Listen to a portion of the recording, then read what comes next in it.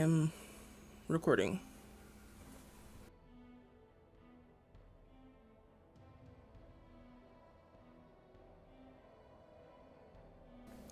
Um, Last week you joined up with the two scholars and their dwarven security as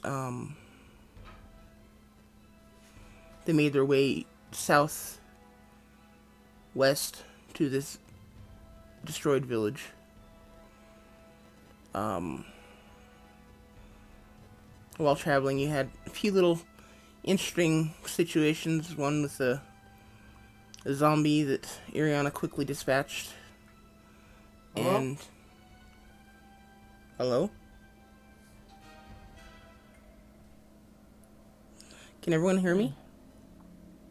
Yeah. I think he's answering his phone. Yeah. Zombie that Ariana quickly dispatched, and a missing mandolin that turned out Damba took and damaged, and he was afraid to show it to Lazem.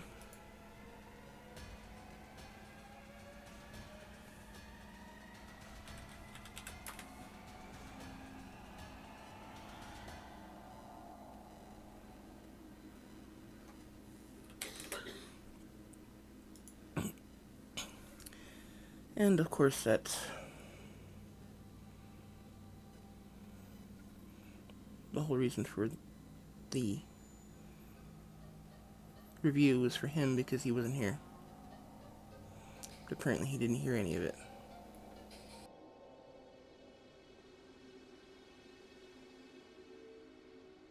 And I guess you say it again in like 5 minutes. Yeah, I guess. In the meantime, hi, YouTubers!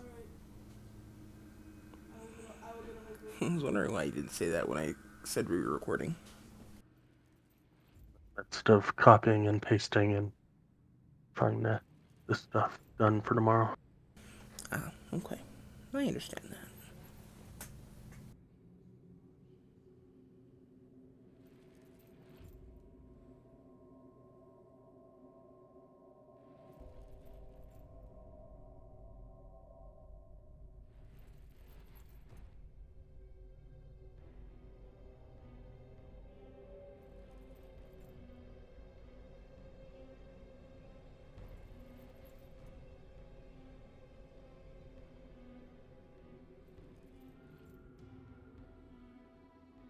Somebody speak so I can hear them. Hey, Hey, I can hear you. Welcome back. So you didn't hear any of my review? No, I didn't. That's why I'm like, that's why I kept saying hello, hello, because I'm like seeing if somebody was there. It's like I see everybody, but I don't hear nobody, so they just must be silent today. And And then you boom. you just assumed that when we didn't answer the first time we were messing with you? No, I assumed that you guys. It wasn't 5:30 yet, so I assumed everybody was still doing something. Okay. So it's one of those. Before I asked, "Do we have a game today?" It's like, "Yeah, 5:30." It's like, "Okay, I can handle that." I said hi to your dad, but sometimes he responds, sometimes he doesn't. So I'm like, "Okay, go ahead." No, I'm not nice one, Dal. Something wrong. Is it? No.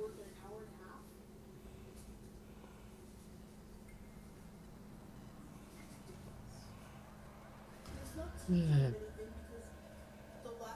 Pact of the Lich. You gonna be able to keep all your characters separate there, Kenny?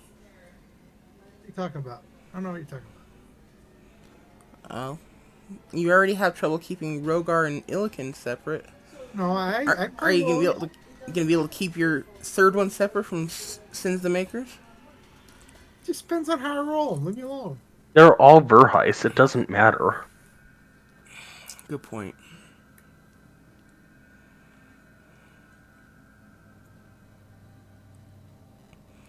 Okay, so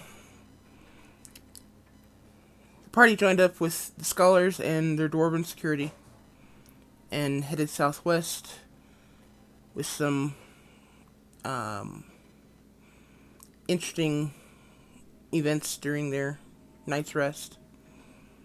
Ariana found a zombie that she quickly dispatched, and Lazum's mandolin disappeared during the night. And in the morning, after some searching, they found out that Damba had actually taken it and damaged it and didn't want to return it because he didn't want to show Lazum that he damaged the mandolin. Damba is the wolf, right? Yes. Okay. I'm just trying to figure out how Wolf was trying to play the mandolin, but hey. Wolf wasn't trying to play the mandolin, he just took it. Oh, okay.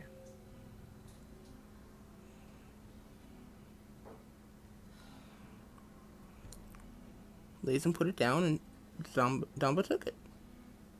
Gotcha. They then headed south, continued to the village.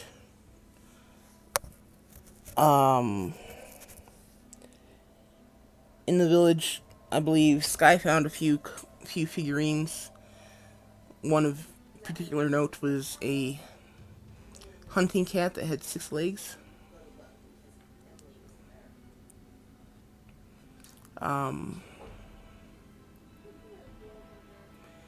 Irian also did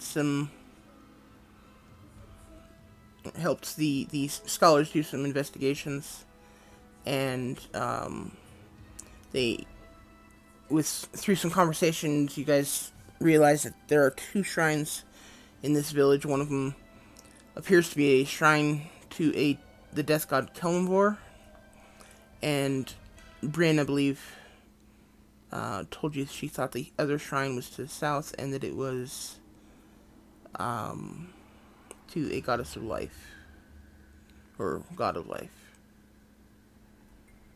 Correct, yeah. So we found what they were looking for originally? I'm sorry? Have we found what they were looking for originally? They who? The group that we met up with, and because that's what I'm trying to, on the island that I tried to steal from in a bat form. The map? They are just exploring the island. Oh, okay. Yeah, they're scholars. They're exploring the island, trying to learn some new things, trying to learn about a couple of sets of ruins that they know of on the island. Okay. Think of them as archaeologists, for lack of a better description. Yeah.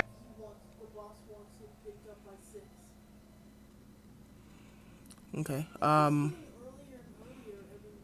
Irina did find that shrine to Kelmvor on the north side of the island, or north side of the village ruins.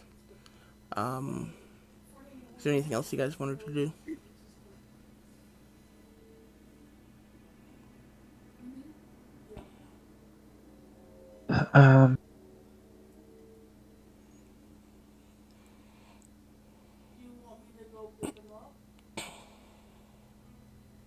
No, I think I told um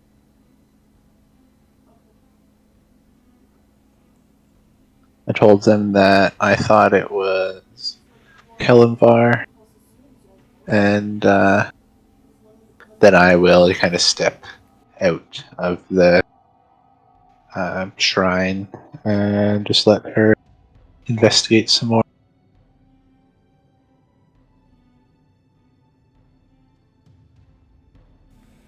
Okay. She spends probably an hour and a half just jotting down notes in a notebook and looking at basically every brick in the building, every brick remaining in the building. And Yeah. Then she kind of looks around with a smile and says, "Where to next?" And she, without even waiting for a response, she just starts walking off into the village somewhere.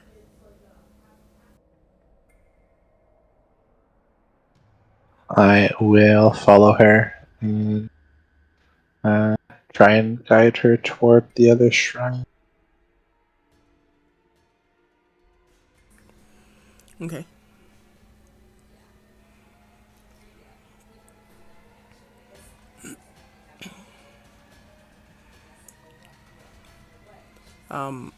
You spend some time poking around in different buildings here and there, trying to find some indication that one of them is a shrine. Um,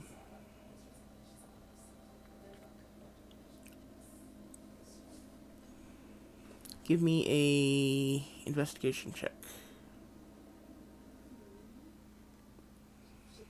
and I'll go ahead and give it to you at advantage since she's with you. All right.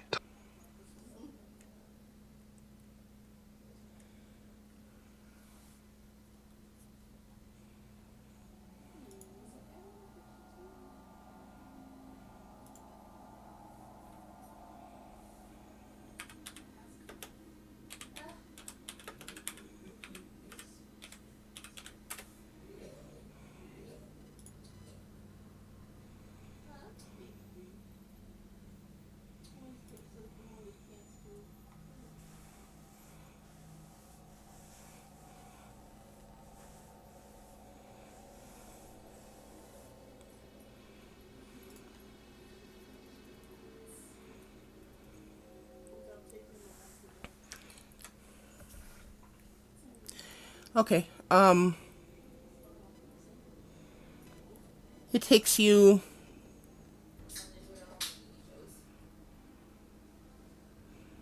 probably a good hour of poking around in the rest of these buildings, or more of these buildings, I should say, before you come across another roughly rectangular shaped building. In the middle of this building is the remains of a small fountain. And as you step over the ruins of the wall, you can't help but feel the sudden urge to giggle.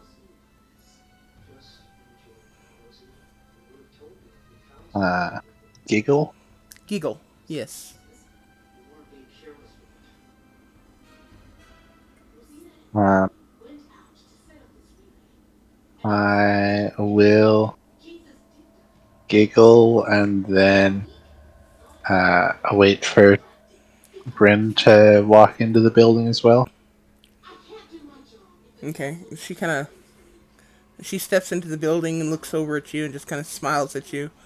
She kind of gives a little giggle as well. And yeah, you definitely have sense of mirth, of joy, being in the presence of this, or on the inside of this ruined building. I will kind of take a look around the building, see if I can see any identifying anything.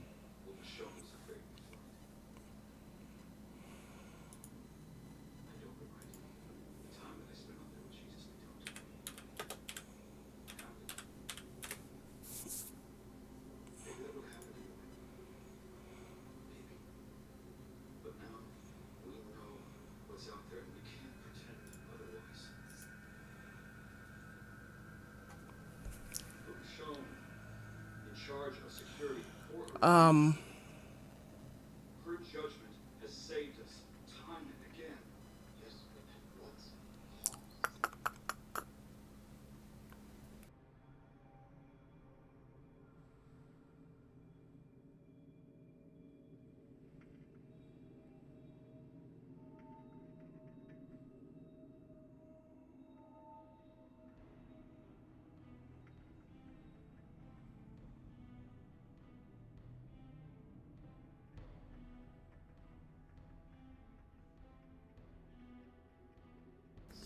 Sorry, I'm using my microphone in a new way.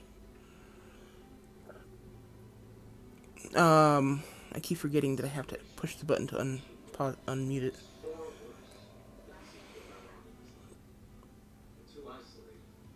Give me another investigation check. All right.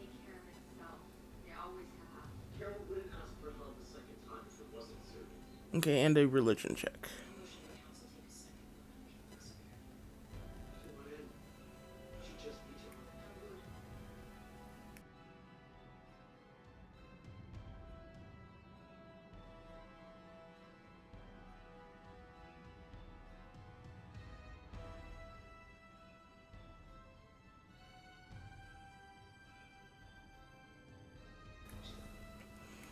Okay,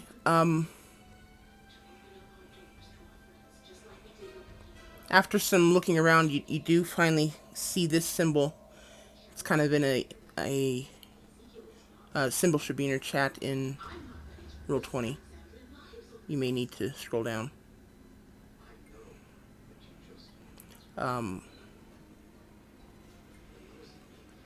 It is, you find it on the bottom of the fountain. You're kind of wiping away some of the dirt and dust. You see this symbol tiled into the bottom of the fountain. And it looks familiar, but you can't quite place it.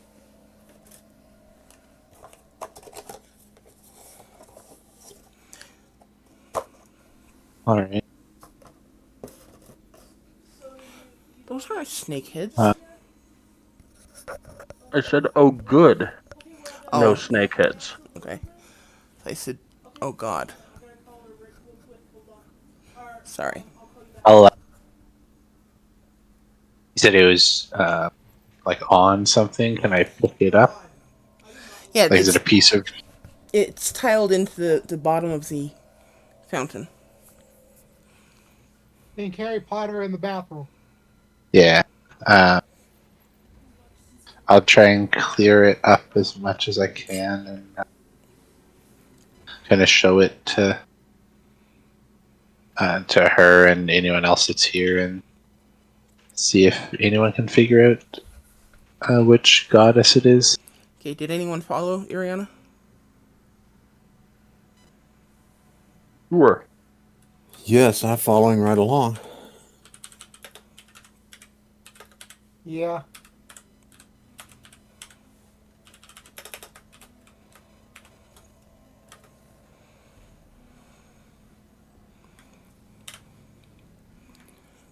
Okay. Anyone else is welcome to give me a religion check if they want to. I'm gonna laugh.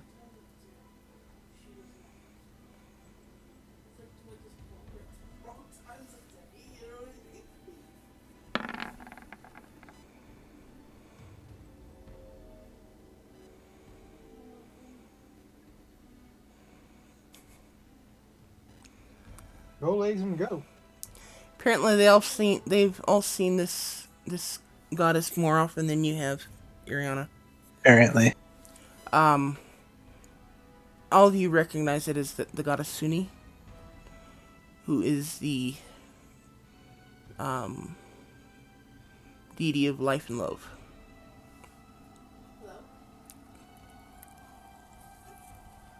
All those times in the bars with the ladies.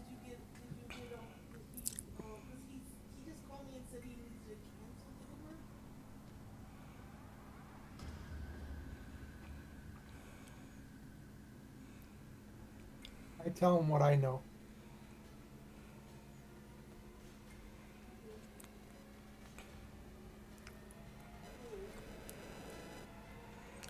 She was busy studying her goddess, not the others.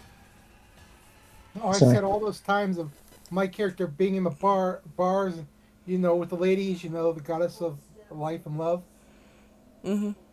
I So was I'm saying I know that's why my character knows this stuff. I was referring to Sky's comment in chat. Sorry. I didn't see it.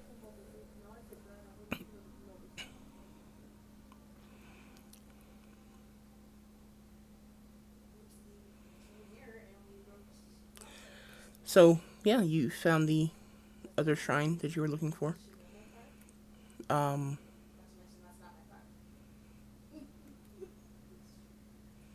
yeah.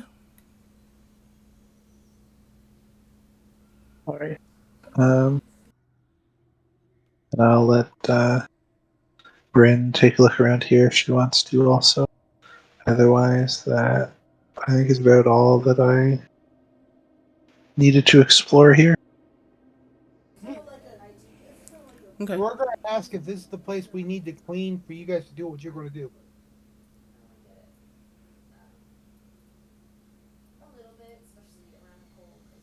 What was that? Sorry. Rogar asked if this is the place that needs to be cleaned for you to do what you were going to do. I will just shrug and say that I'm not sure. We'll have to maybe see about the other areas of the island, see if there's anything else. He nods, says, okay. He goes outside and starts looking around outside while he waits for everybody to do what he needs to inside.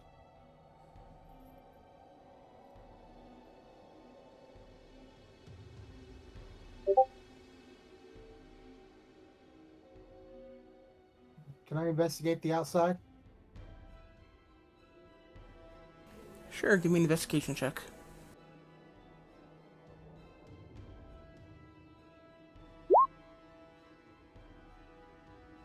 He's really enthused to be there.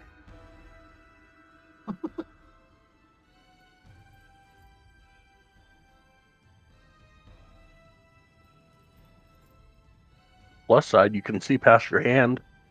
Yeah, I know.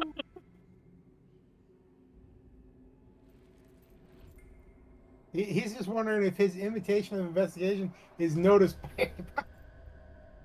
See if there's something over here, just kicking the dirt like a little kid. Nothing, I'm looking for something.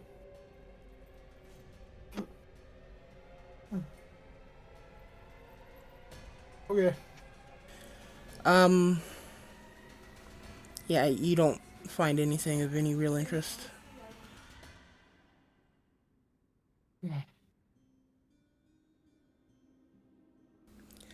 Um, Bryn spends probably another hour, hour and a half, jotting down notes and inspecting every brick that she can get to of this shrine.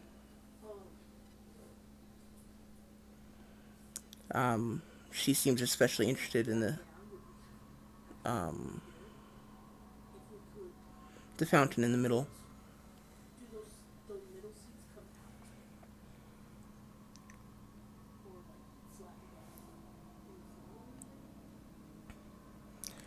Um,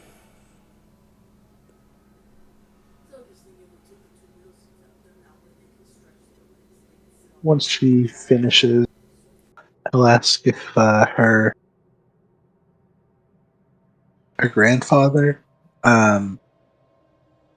had any like secret hiding areas in town, or where did he stay for his time on the island?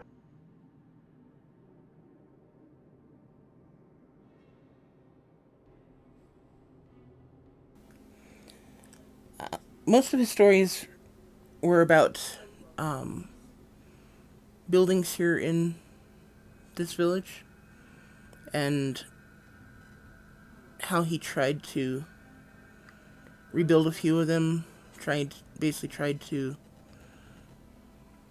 maintain the village. But she kind of looks around and with her hand is showing with her hand, and she's like, obviously that didn't work very well. Um,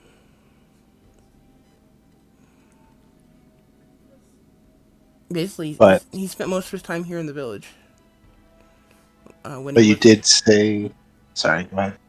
when he wasn't out, hunting or trying to gather food. Yeah, but you did say that he or that the buildings look still very similar to how he left them. Uh, what was that? Yes, 100 yes, years ago? 250. 250 years ago? They Yes, they do. still look too good. Or they look too good for being 250 years older than they were. Yes, some of the buildings, like where he was staying, for instance, where he had his shelter. Um, it's exactly the way he described it. It just seems odd that it would be exactly the same after 250 years. Yeah, definitely. I mean, the color of the feathers wasn't even faded.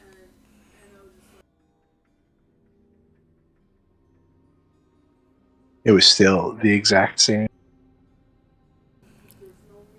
It looked almost brand new to me. You saw it. Didn't that look weird? Yeah.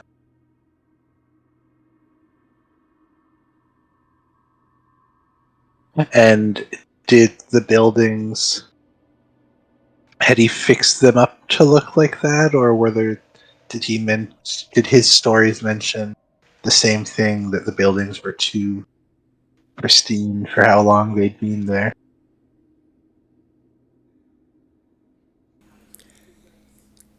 He didn't mention anything along that lines. He did mention that you know started trying to replace some bricks and um, tried to make a kind of a mud mortar to put the bricks back together and that, but he obviously he wasn't a mason, so he didn't do a very good job of that. And he said that even before he left, most of what he quote unquote repaired had fallen apart again anyway. So Is it, is this town the only uh, settlement on the island? Like the ship is the only other real point of interest that he found?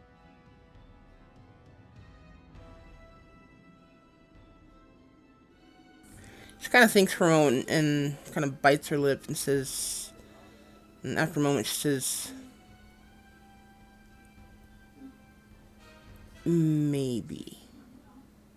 Maybe. Well, my grandfather also mentioned another place that he found,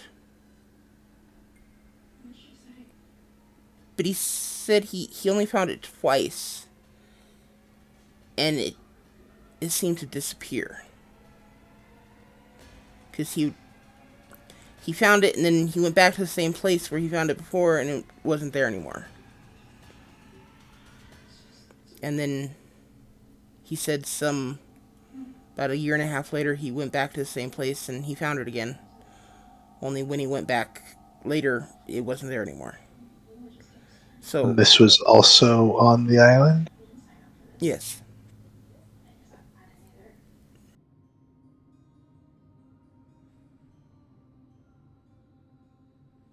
Uh, So, in I'm not sure. Maybe he was, making his own alcohol? Eating something hallucinogenic? I don't know. Unless there's something very magical with this place. I don't know what else to say. Did his stories mention where it was that he found this?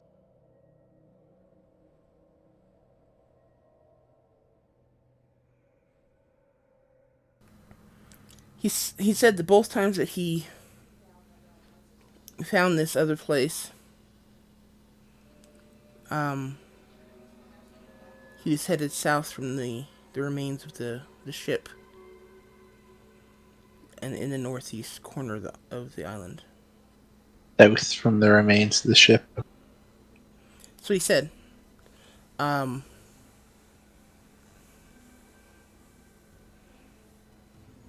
yeah, other than that, there's not really much that I can say about it. I mean, he didn't really talk about it very much, and even when I pushed him, because it's a pretty fantastic story, and of course I wanted more details as I grew older. He seemed to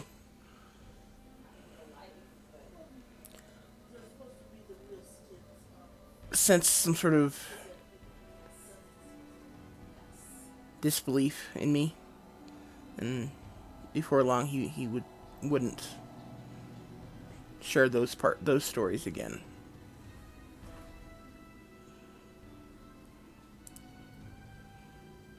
Did he ever explain what was in there?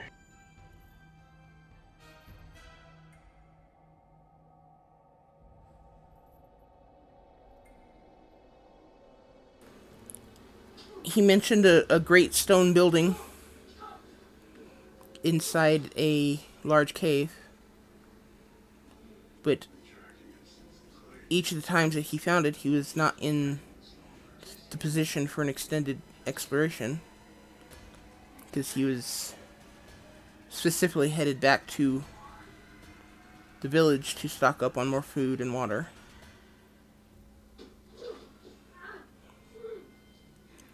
So he could continue to explore the rest of the island. And of course, when he came back, he wasn't able to find the entrance to this place again. Yeah. Well, I think once you have searched all you would like to search in this town here, it might be worthwhile to head up toward the ship. See if we can find this exotic place that he did.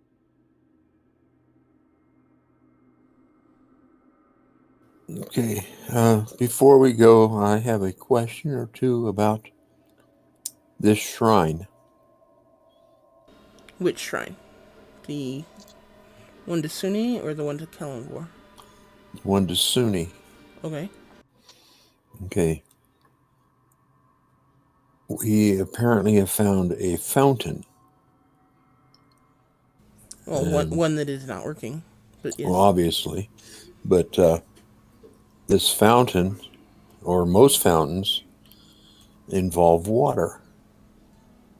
Is there some way that we can find the source of the water, or maybe find a switch or something to turn it on and off?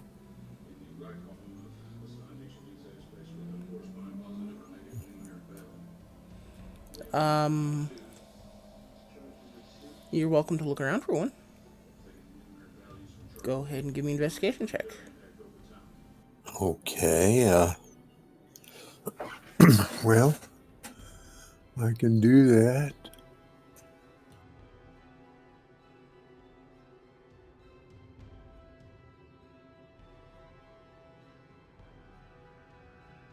Okay. What did I find? As you look around the fountain itself,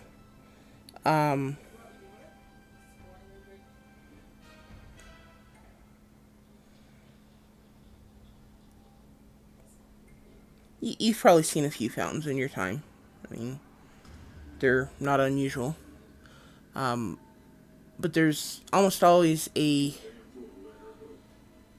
drain in one of the fountains, or somewhere in the bottom of the fountain, and there's usually a pipe that comes out from the bottom, that goes either into the ground or off somewhere else to supply water or drainage or something to that effect. You're not seeing either of those in this one.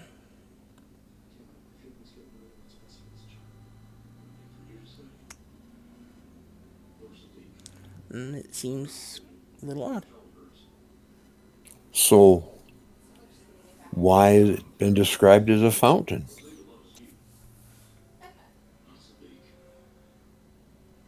Because it looks like a fountain.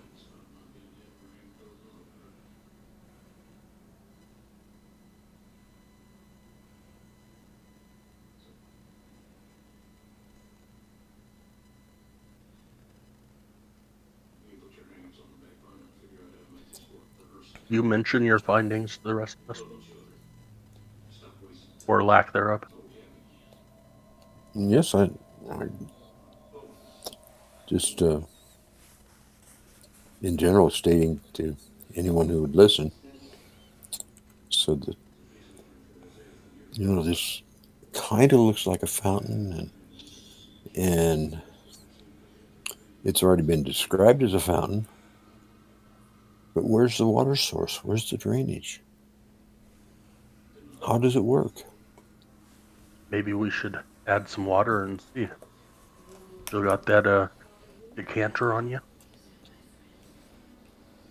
Oh, yes, I think so.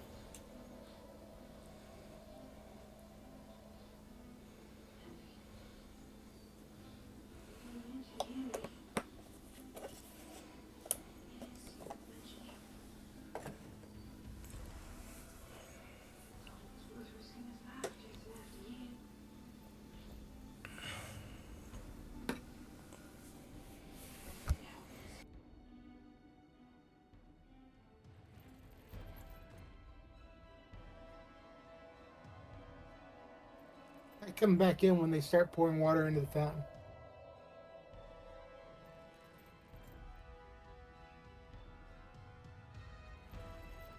And I say something that looks more like a feeder or a bath than it does a fountain.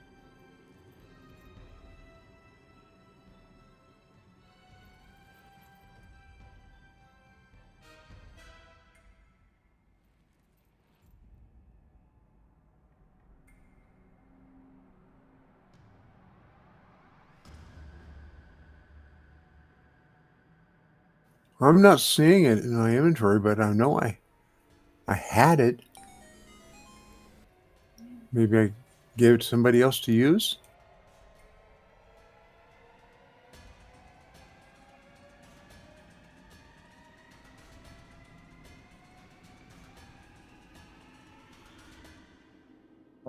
Sure.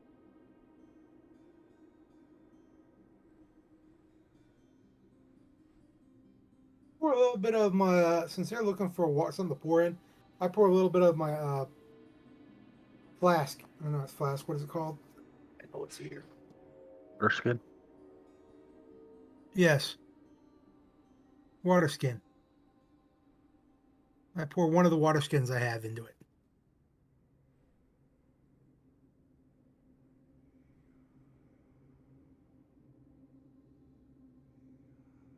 I only have one, so I pour about half my water skin into it. Just to see what it does.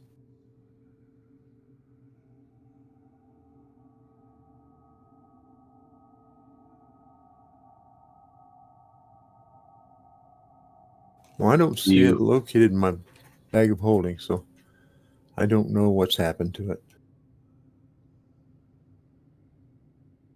are you not hitting the button to talk, White?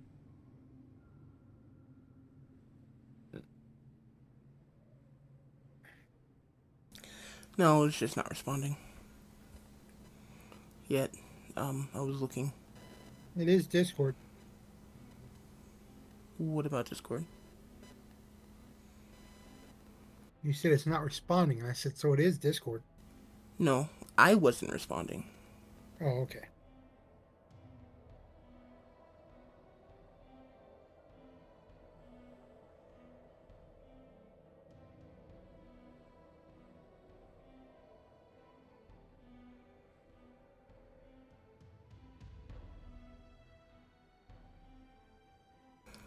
That's weird. I don't see it there either, Dad.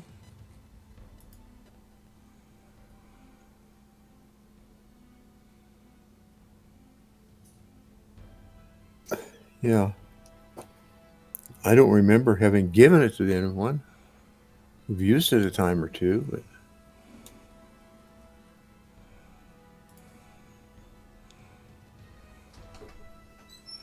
I wonder if you loaned it to Ort. that could be, I guess. But again, I don't remember having done so.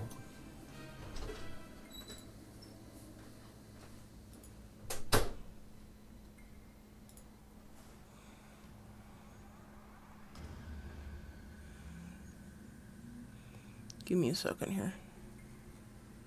As I remember, it was, When. Sorry, go ahead.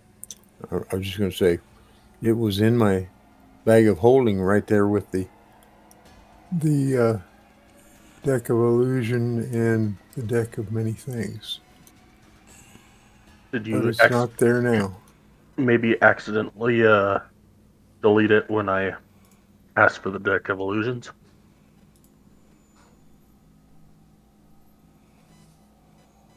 Did you? When did we do the firefighting? That was with Urt, correct? Yeah. I think we gave it to Urt at that point. Okay, well, we're gonna say he gave it back because that's not something that I was planning to take away from you guys.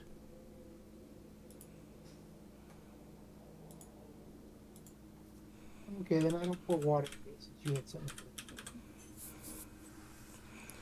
And for the record, it was the decanter of endless water.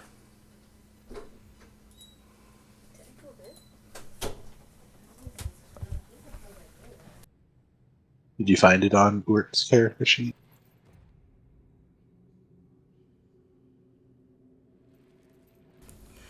No, I don't see it on there, but you guys have it. I mean, I didn't take it away from you guys, so. And you guys wouldn't have sold it or anything, so. No, I believe Urt used it when we were helping put out the fires. Yeah, that sounds about right, so.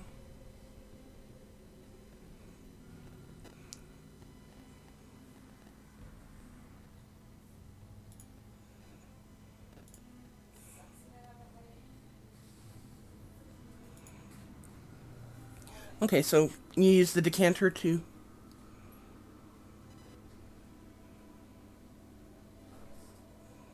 pour into the fountain.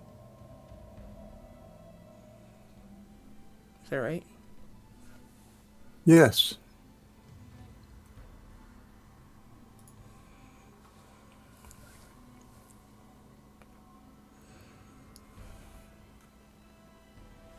Let's see, how much does that pour in? If 30 gallons of water. Woo!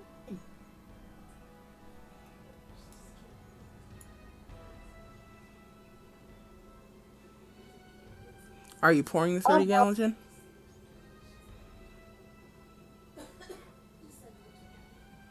Well, actually, I was looking at the fountain, Okay, so which you're gonna pour produces 5 5 gallons. Okay. Mm-hmm.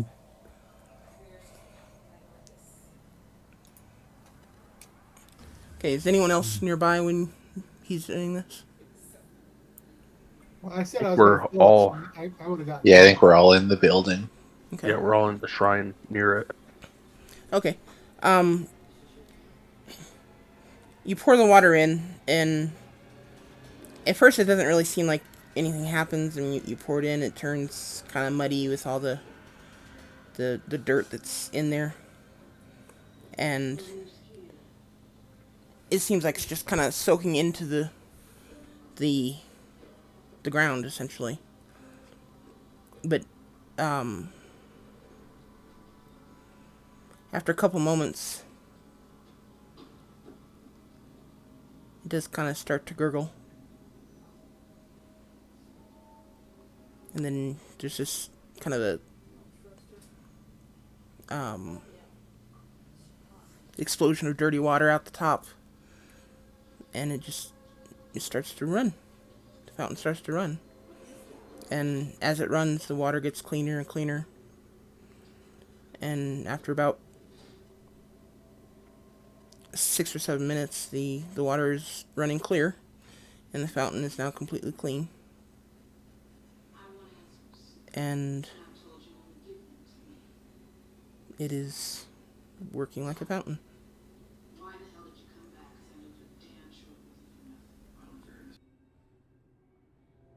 Well, that's gratifying to know that we can identify a fountain and it does actually work. Yeah, it definitely is. So, what's next?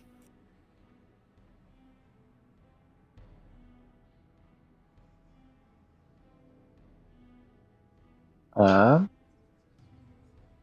I will turn and look at Bryn after Lazum says that. She's just kind of watching the fountain with awe. This kind of awestruck little kid look on her face. And she's just, her mouth's kind of hanging open. And she's just absolutely amazed that this fountain is working like this after so long. And yeah, she's staring at the fountain. And after a minute or two, she starts scribbling in her notebook again. She didn't even hear your question. I walk back outside of the, or at least away from it.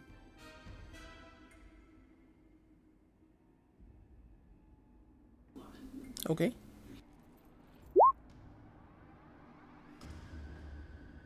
See if there's anything magical in the shrine outside of us. The fountain itself is definitely magical.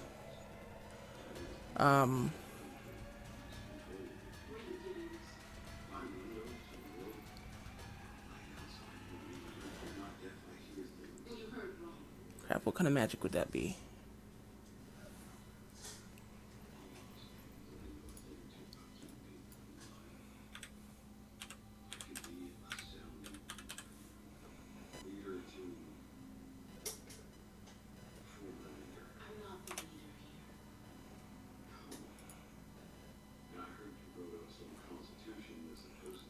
Transmutation. Magic.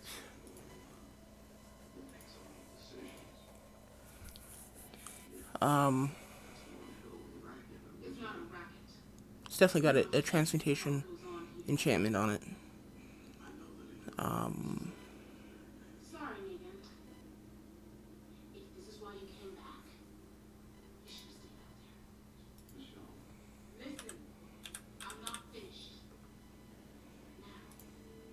On the whole fountain. Yeah, the fountain itself. And the water itself seems to be starting to get an evocation aura on it. It's the aura coming from the water itself seems to be getting stronger the longer you watch it. I'm gonna take a cup off my pack and put it into the fountain Okay. and walk outside and offer Rogar a cup of water.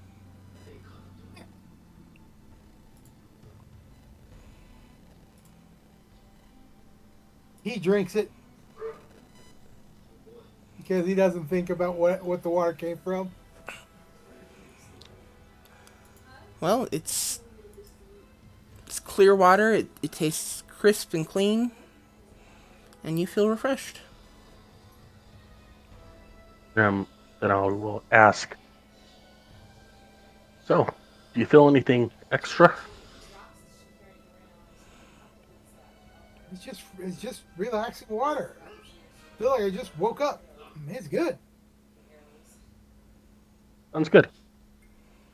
And then I will walk back into the shrine, giggle, and explain to everybody else that that I saw some kind of transmutation aura and a bit of an evocation.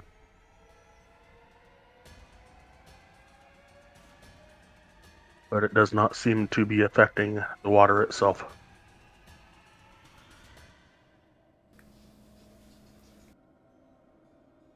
Interesting. Making me the sacrificial. I see how you are. I haven't told you anything.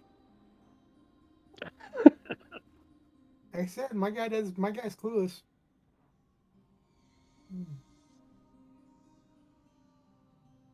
Um, I'll sit and watch the fountain for a little while after Sky mentions that. Okay.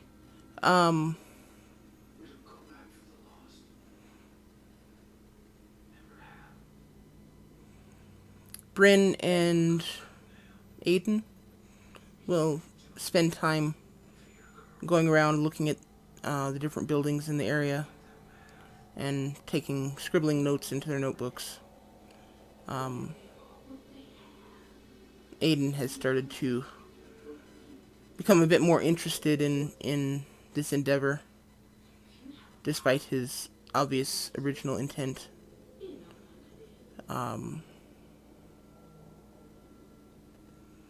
Yeah, the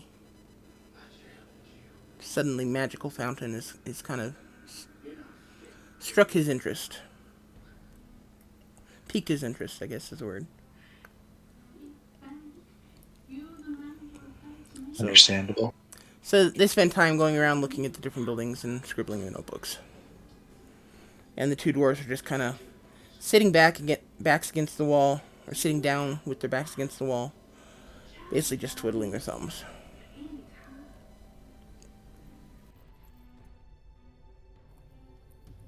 Is there any indication that those of us near the fountain are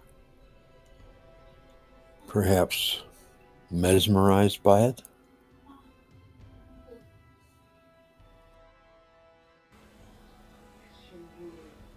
Give me a perception check.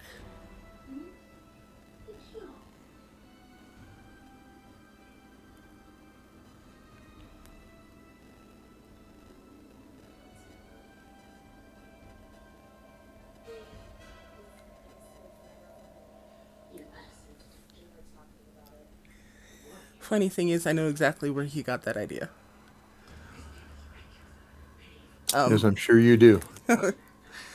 No, there's nothing that seems to be mesmerizing about the fountain. I mean, it's pretty to look at, but it's not abnormally drawing attention. No light shining into it, like, because the place was starting to clean up. Well, the fountain is the only thing that's cleaned up. Okay. The rest of the shrine has not. Okay. It was just an interesting idea, I thought. I know. And if I thought about that first, it's entirely possible the answer would be opposite. But I don't know. But there's a show on Stargate where they come to a planet and there's this weird little fountain. It's basically just colored lights. But it literally mesmerizes anyone who stops to look at it. And time passes without them even realizing it. But you guys probably don't really care about that. Anyway, continue.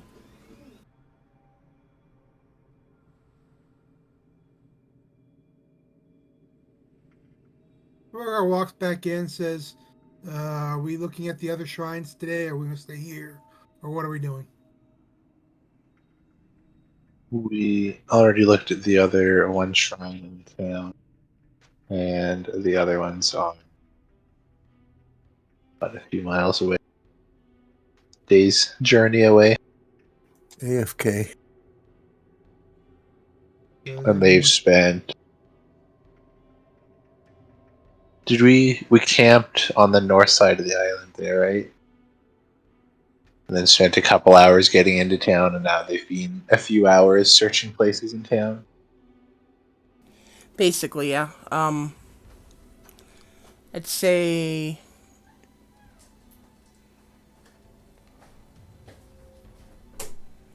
you guys have probably spent about 8 hours total here. Say another 9 for lunch.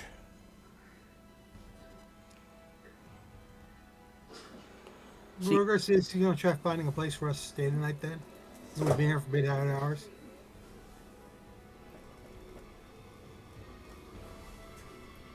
Unless we're staying inside the shrine.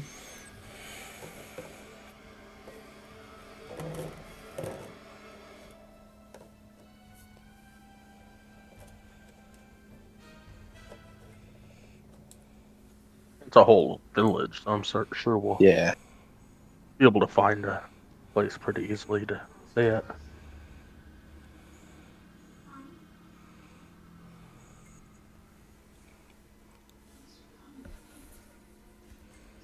hey, you got fresh water.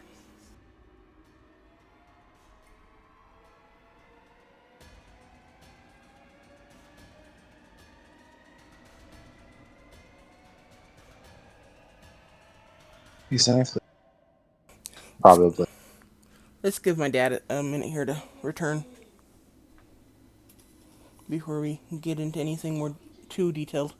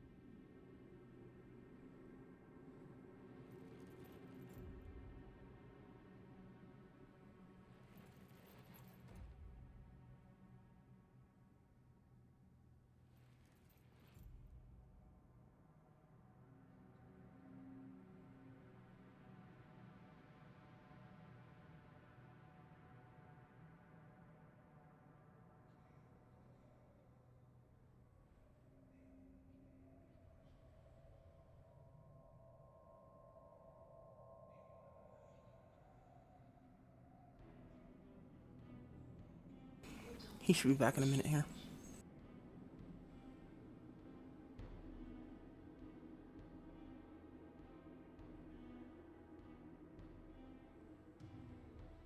I'm back. Okay. So, are you guys wanting to settle down for the night already, or? I think I am happy letting Bryn and her associate kind of spend the rest of the day looking around the town. And then we can figure out where we'd like to head for the next day.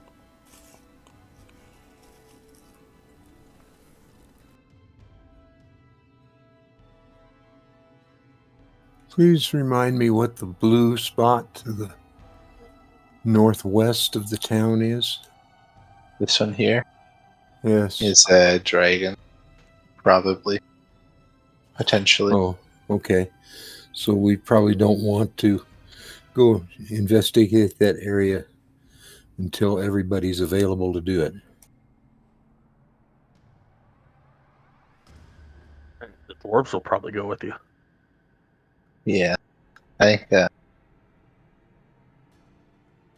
think people would be fine going over there, other than Bryn and Aiden. But it's what looks like 5 miles away, so it'll take an hour or two to get over there.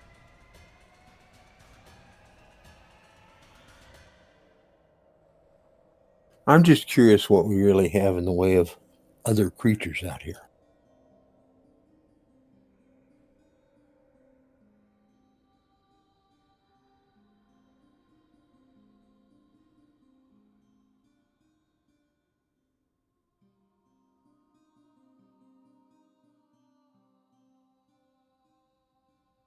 there are definitely dragons, or at least a dragon, and there's definitely axe beaks, and there's definitely a bat that turns into a dragonborn. Well, the last one's with us. And occasionally gets caught stealing stuff.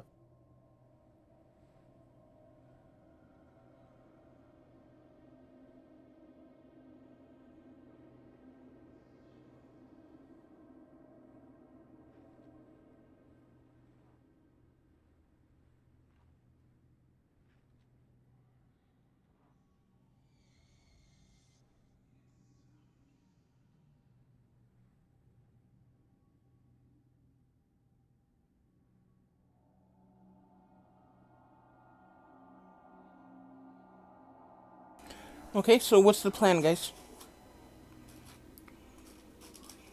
I've heard like 4 different suggestions. I follow what the group wants to do. If they want to go for a 5-mile walk, we can go for a 5-mile walk. It's.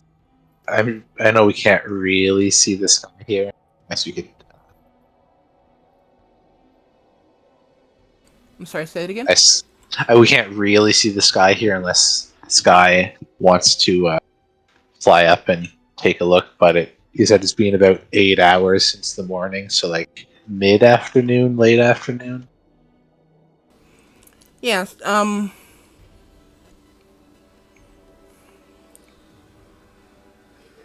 roughly,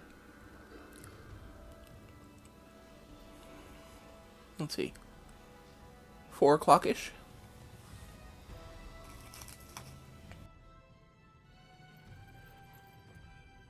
So we have enough time to head over toward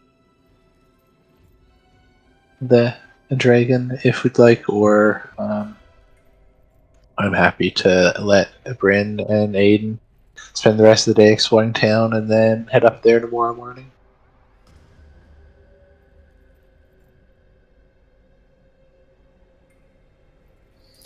Might be better to wait till tomorrow so that the group is all together. I mean, we haven't found any real threats here in the village. Not on the road. Yes, well, that's exactly my point. If we take off and take the dwarf guards with us, then they're unprotected, and anything could happen to them. And I just don't think that's a sensible thing to do. We've made the commitment to help protect them. I don't think we can walk away. Yeah, so we can kind of relax since it's been a quiet town and let them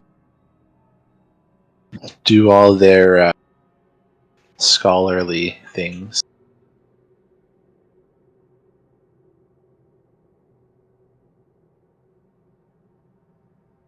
I'll just head out and follow Bryn and Aiden around wherever they head. And I'll go with you just because there might be something interesting that they find. Rogar go because he's bored.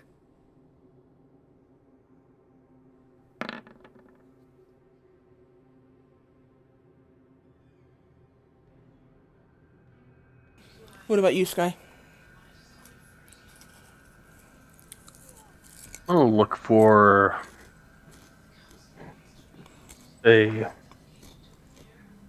building, house, tent, whatever, to call it for the day. I'm gonna go work on some profession stuff. Okay. There are plenty of buildings around, giving you anywhere from 2 to 3 walls worth of protection.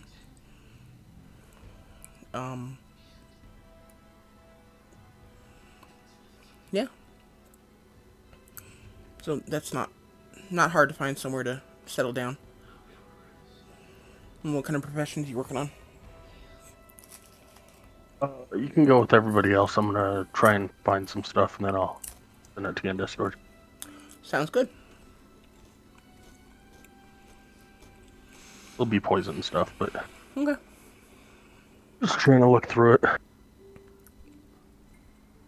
I'll ask Bryn if your grandfather had any um,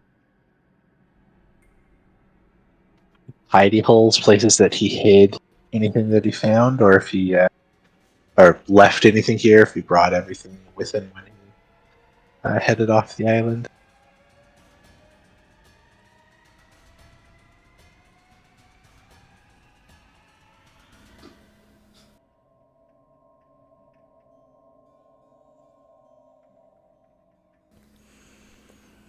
He did talk about his treasure room.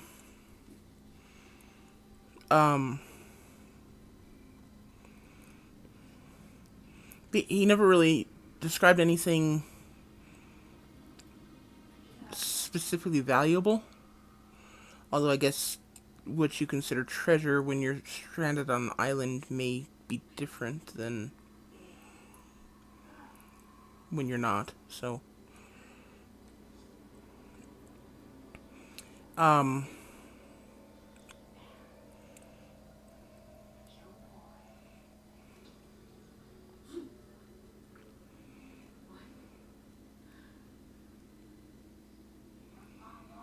let's see.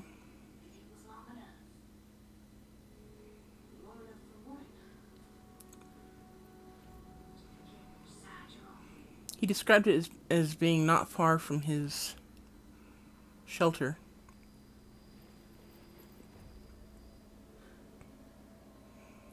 And that it was hidden in plain sight. Hidden in plain sight. Yeah.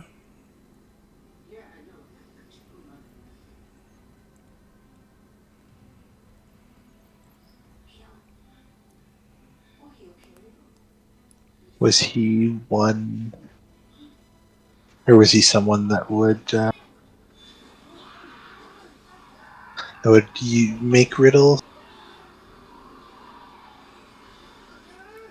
Like, did So, he enjoy riddles? sometimes he had a dark sense of humor.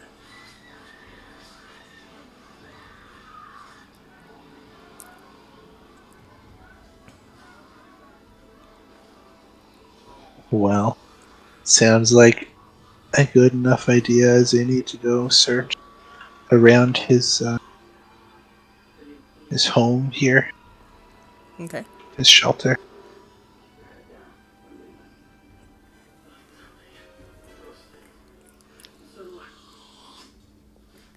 So she eagerly leads the group back to the shelter.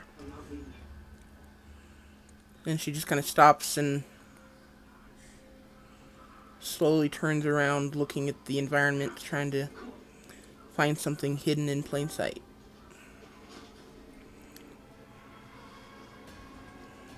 Does anyone feel like helping her? Yeah, I'll help her. Yeah. Okay, why don't you guys go ahead and roll investigation checks. Or rather, make those perception checks. Because you're trying to perceive something here.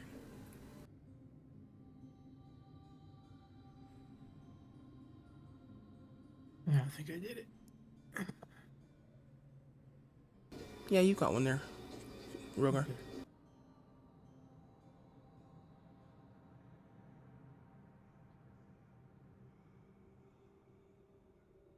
How about you, Lazem? Are you with them? Yes, I am. I guess I should participate. I'm sorry, can you repeat that? I didn't catch that. I said, yes, I am. I guess I should participate.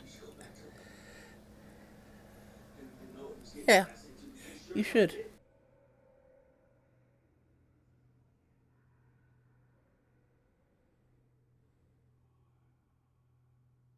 Happy with your decision to participate.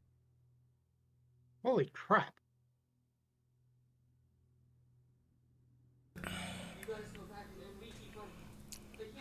in my international game, I don't know, two sessions ago or so, I actually rolled 3 nat 20s in a row.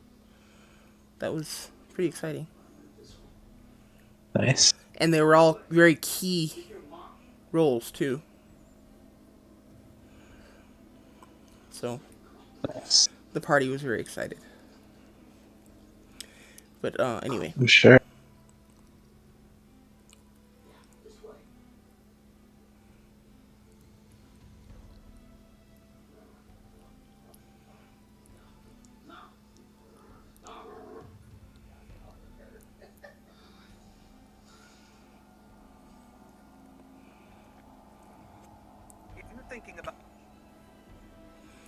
Um,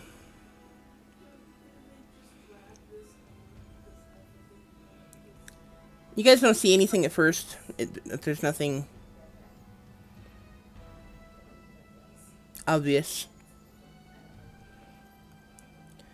But after a little bit, you're starting to work your way around, kind of pushing and poking at the different bricks and pieces of wood that you see laying around. Just trying to find something that's there but not obvious. And Lazem, you kind of kick up at a rock, and it kicks up a kind of a little cloud of dust, and you notice that the cloud of dust suddenly disappears into the wall that you're next to. And you kind of stop and look at the wall, and you kind of start to inspect it with your hands, and you realize that the vines that are growing on this wall aren't actually real. They're carved and colored to look like vines. And you start to tug or pull or push at them, and the wall just kind of pulls open.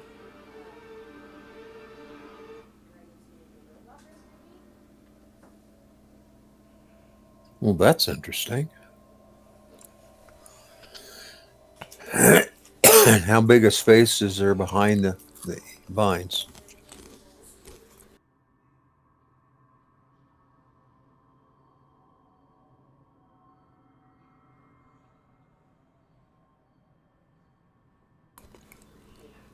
The entry is about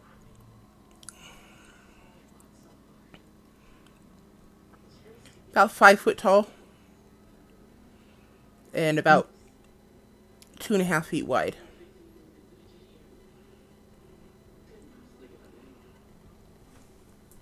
And it kind of goes down these kind of makeshift stairs and turns a corner about 10 feet down. Okay, and after seeing this, I step back up to the vines and call out to the other people in the party and say, "Hey guys, I think we may have found something here. Let's come on over here and let's take a look." What did you find? Well, this wall of vines is more an illusion than real. And with that, I push my hand through it to show them. And there's more on the other side. How far back does it go? I don't know. I didn't go back very far just because I wanted to let you guys know that I'd found something. But I'm certainly willing to go try. We'll go with him.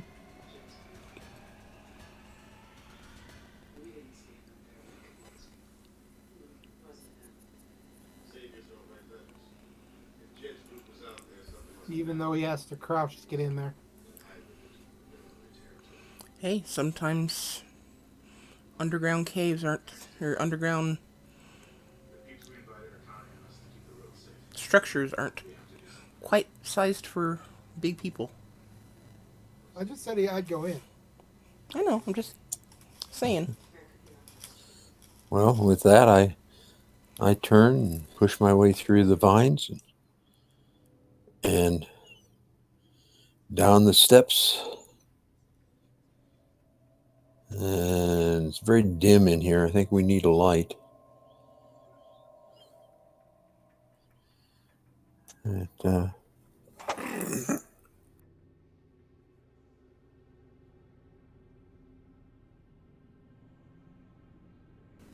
Pretty sure you have the dancing lights cantrip.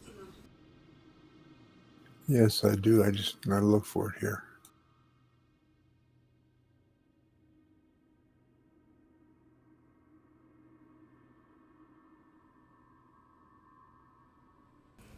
Top left in the cantrips should be second one down.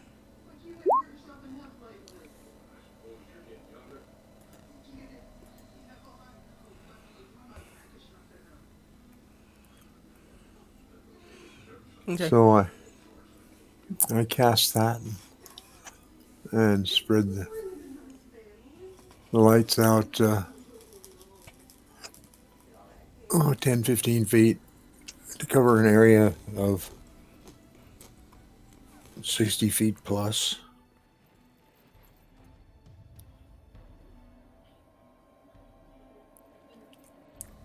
Well, the area down here isn't quite that large. My point is to make sure that we had light spread over a large area. I realize. The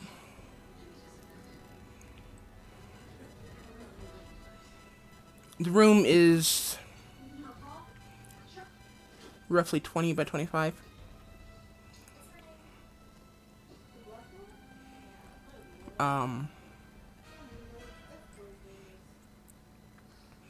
And in it you can see some kind of crude weapon racks.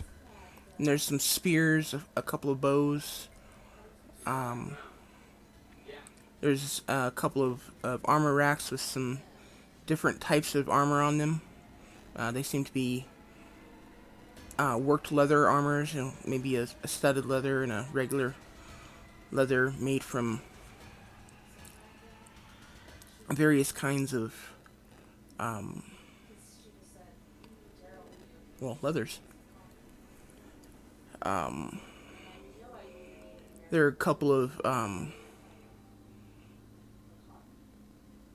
rudimentary boxes and some bags that are made from leathers as well, and they appear to be storing or holding things.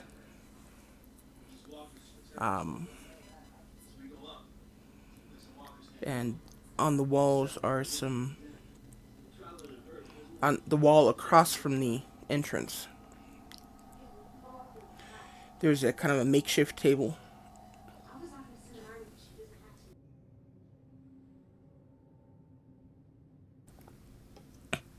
There's a makeshift table with some rudimentary drawing implements, and there's some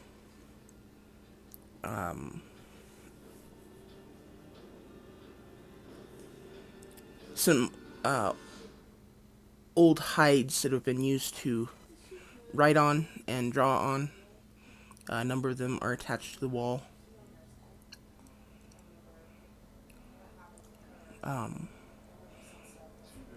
One of them is attached to the wall. It looks like a pretty decent sized map of this island.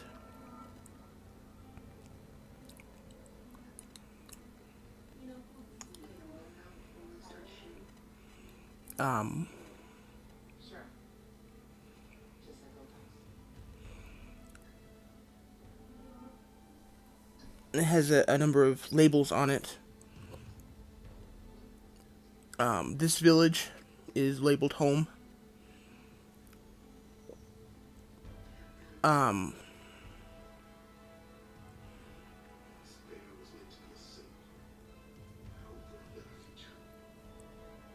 sorry, the village is labeled home.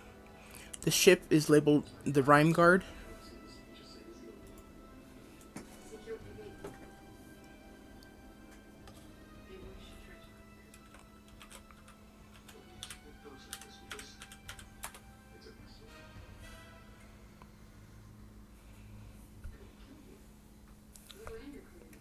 Um, there is a point on the map roughly close to where you detected the dragon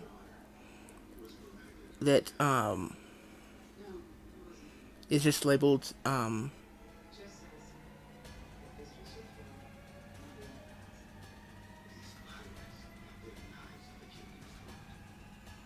Enchanted Pond.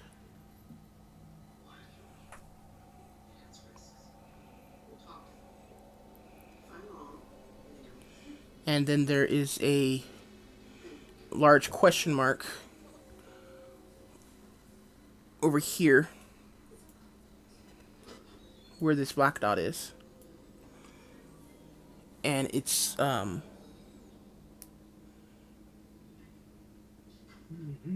labeled Enigma.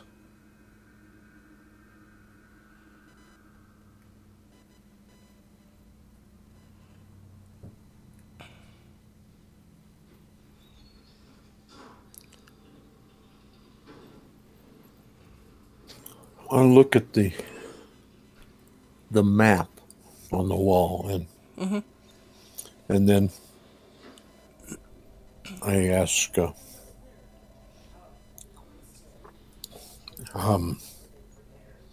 is it, Iriana, who has the map? I think I would have given it back to Bryn.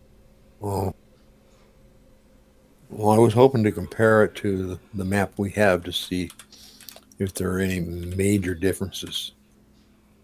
Sure, you still could. I look at the writings on the wall. Do I see anything? Do any of them? Is there more than just the map that would be of interest?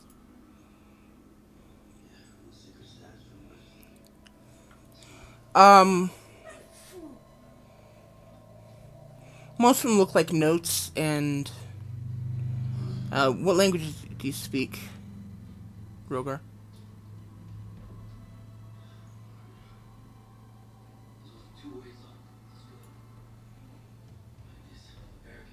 Okay. Most of them look like maps and or not maps, like journal entries and lists and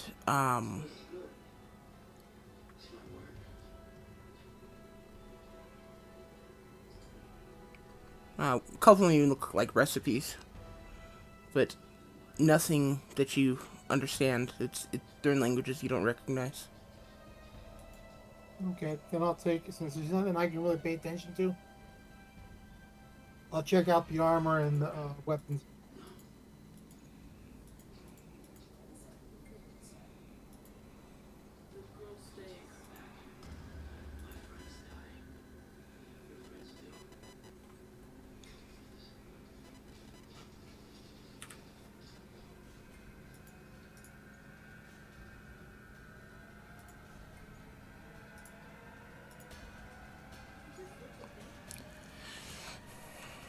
Okay. Give me an investigation check.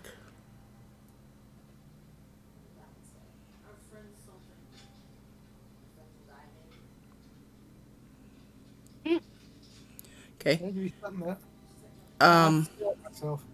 what's that? I'd stab myself. Oh, you're looking at the weapons and the spears and bows. They look pretty good, pretty decent.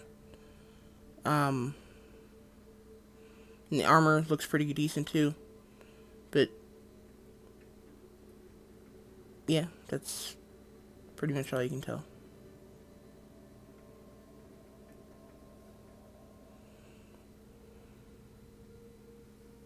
Okay, walk back outside.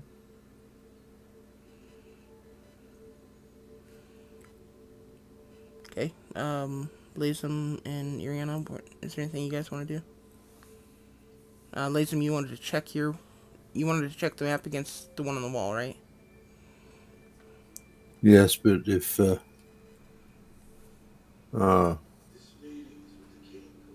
what's her name has it, I can't do it right now. Well, I think Bryn was with us. Yeah, she's down here with you. Oh, okay. Well, in that case, then, Bren, hold your map up and see. Are there any major differences between your map and this map?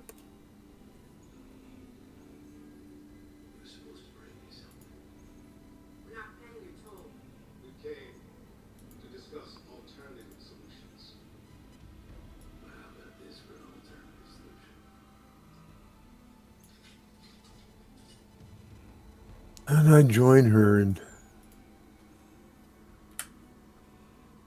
I suppose probably casting perception to see if there are differences. Sure, go for it.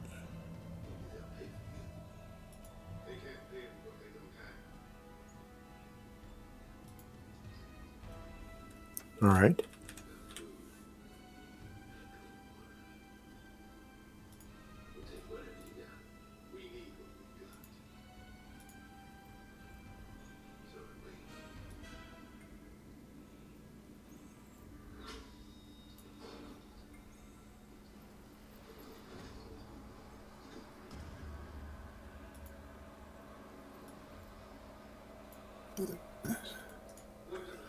So there are a few name changes, but no major differences in the shape of the island that are seen here.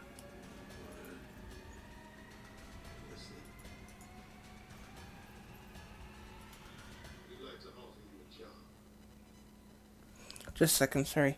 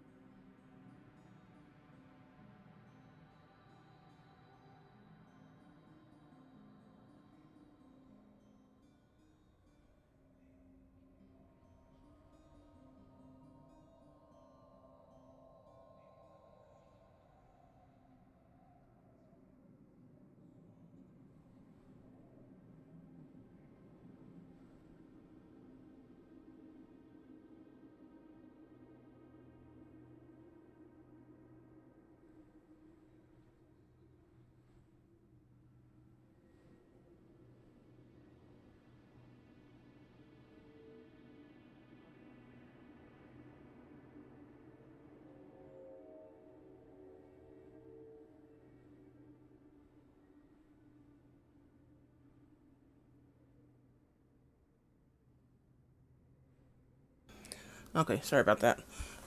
Yeah, there's no obvious changes in the shape of the island. Um, Other than the tiles, you don't really have any, or the labels. There's not really a whole lot of difference. Outside of the fact the one on the wall is probably about 3 times the size of the one Bryn is holding.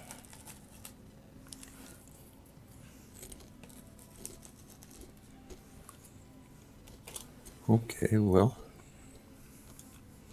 Is this the map that yours is based off of, Bryn? Or did he have a smaller one that he brought with him? No, this is just uh, a map that the captain provided us for this island. And I marked these locations of home and apparently the Rhyme Guard from my memory of my grandfather's stories.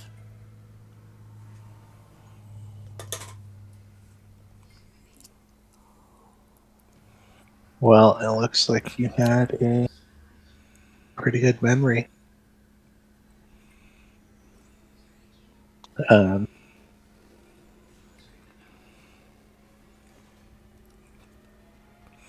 And I'm assuming that this is that place that he was unable to find when he went back to look, and she points at the black dot on the map. That would make sense, yeah. Did he have any stories about the enchanted pond?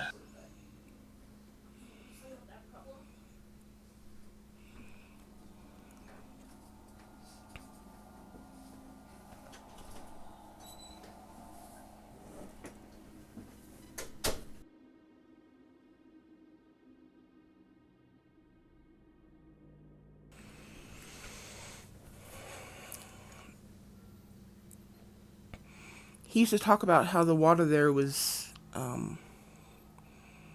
very sweet and was always cool, even when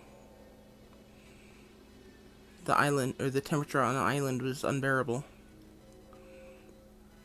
And he mentioned these little creatures that live there, little flying creatures. His description of the creature kind of changed from story to story, so I'm not really sure what it is. In one story, it would be kind of a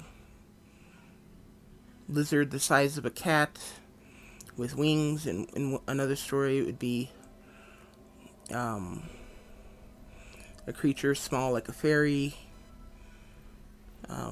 Pretty much the only thing that was universal among his stories were that these things could fly. So I'm not really sure what kind of creature lives there, but he said that the creatures liked to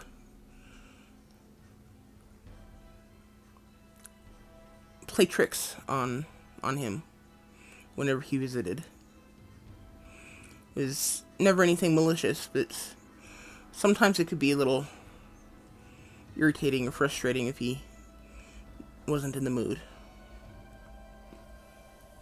Sounds like they're some sort of fey creature.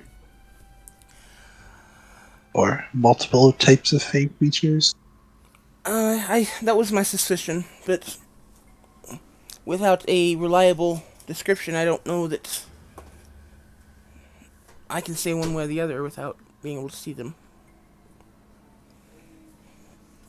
Well, tomorrow we can head up that way and see if we can find that enchanted pond.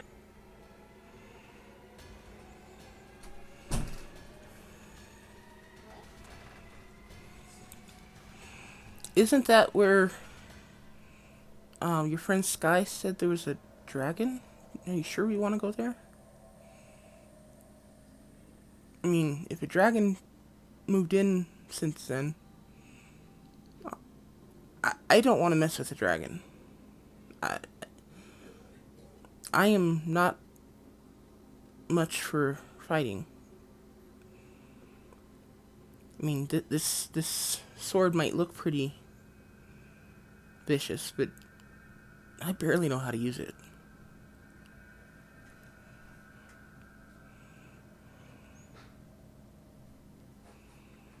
If it is a dragon of some sort that has moved in or grown up in the last 250 years, then I'm sure we and your helpers there can take care of it.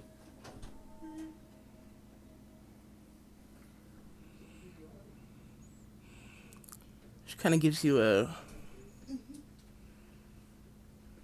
not quite convinced look, but doesn't really argue.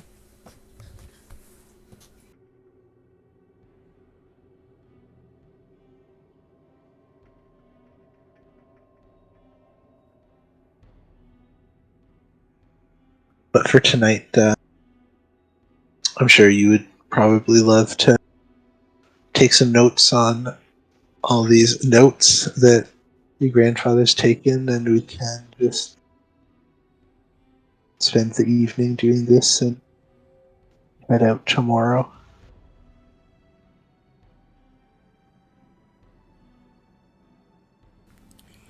Okay.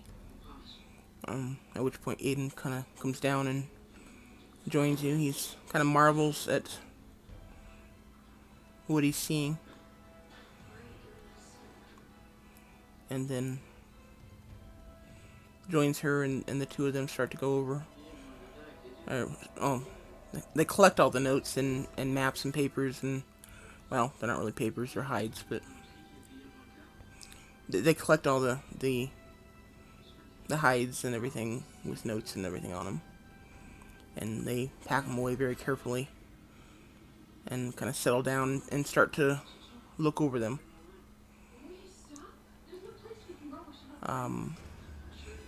What do you think? Do you think we should try to pass the night in here? Or would it be better to go outside? I suspect that this is a pretty protected place.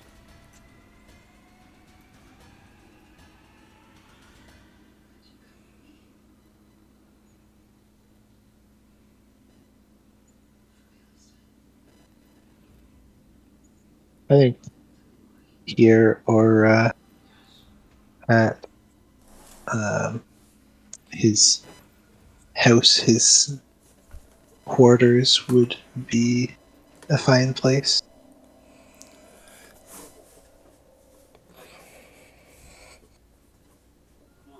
Well, it doesn't matter to me, but the one concern I have is if we stay here, it's likely that our two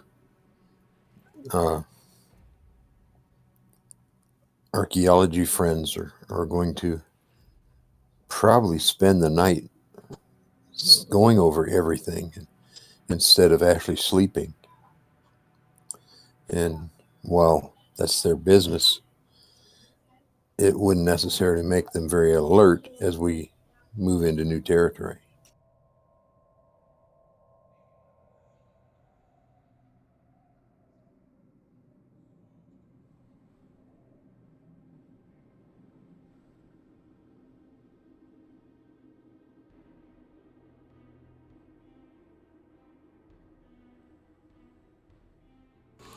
Yeah, they're not paying From attention to you at all. I was going to say, from what we've seen of the town, it seems relatively safe in here. Nothing has attacked, so I think wherever we end up here will be fine for the night.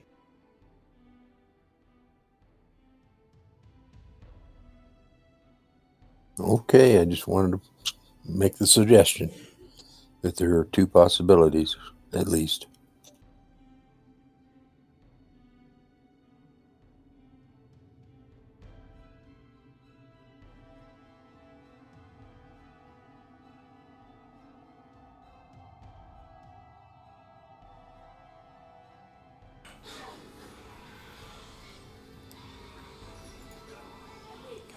Okay, Sky, go ahead and give me a, is it a poisoner's kit check?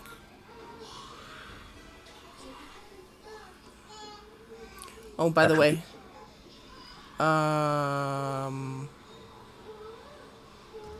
dexterity will work.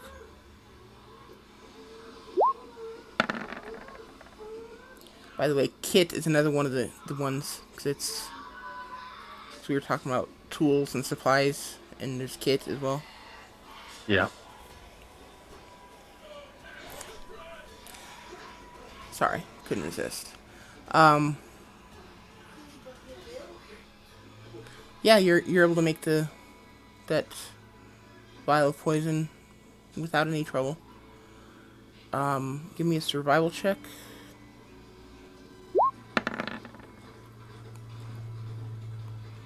Okay.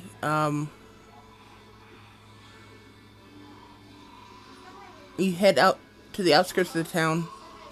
You manage to find some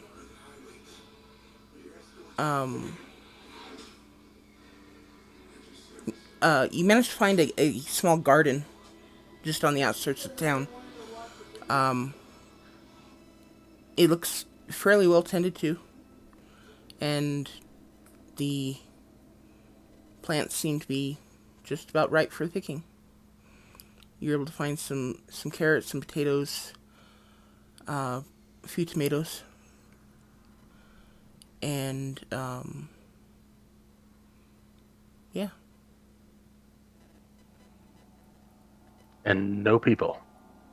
Nope, none of you have seen any people yet. Okay.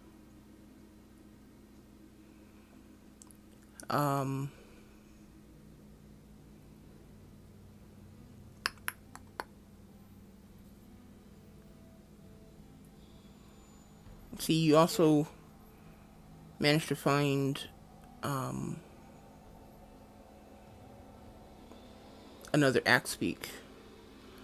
This one is about half the size of the two that you found before.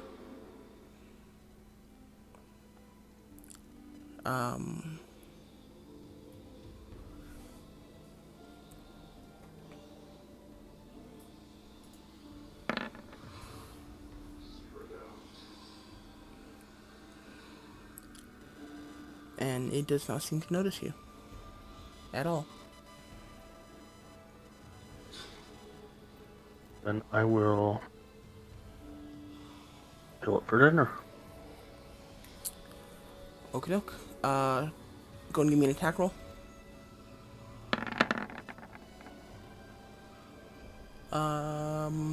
Yeah, definitely hits. You want me to roll damage? Yeah.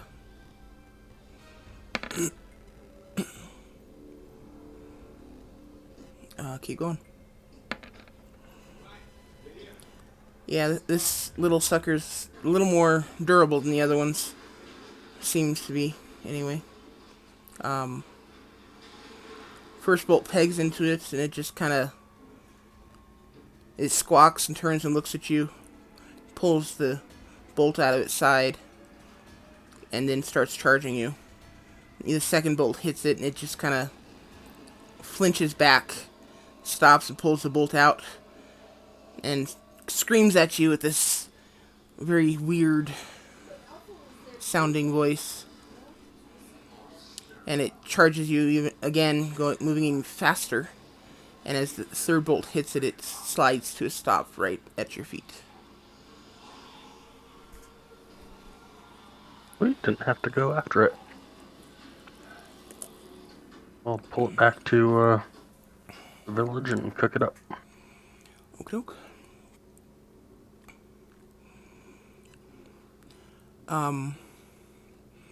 As you get back, you start to look for the others, and it's not hard to find the open door. Once. What the heck is that? Sorry. It's not hard to find the open door once you get back to the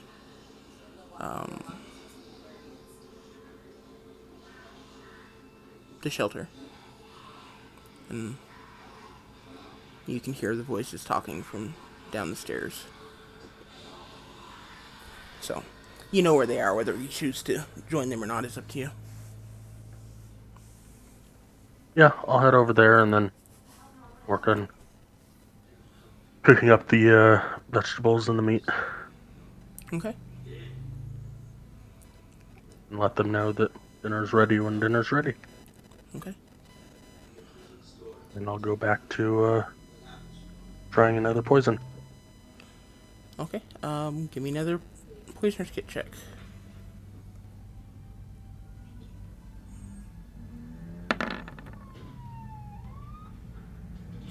Oh, some bigwig must be in town. We've got these motorcycle cops driving by, escorting someone.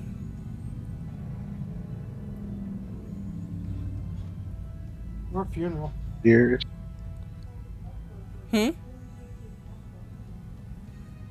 Oh my What? god, they have spiders! There's spiders? Is it like a Halloween parade? No,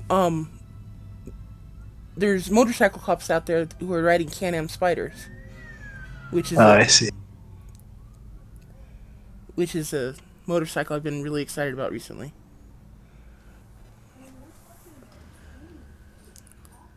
I cannot believe I didn't realize our city had spiders on their motorcycle unit. That's awesome.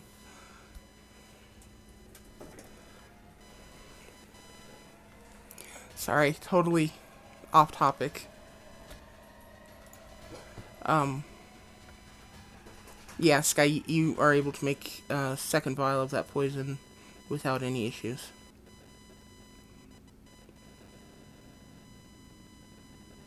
Cool. As for the rest of you,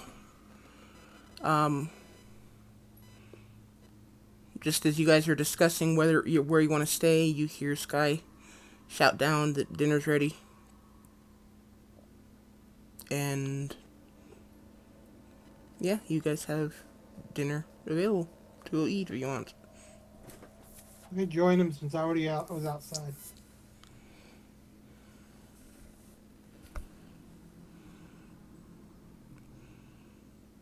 I will head out to grab some of the food once it's ready and bring 2 portions back for Bryn and Aiden if they're still copying notes and stuff. Yeah, at the moment they're um, settled down with their backs against the wall, sitting next to each other, and just going over the notes. It's like they'll pull one of the sheets of hideout, and it's like they both read it, and they both get like really excited and start reading the next one and the next one, and it's just like a kid in a candy store. They're just so excited. Sure. And they barely even look up as you bring them the food.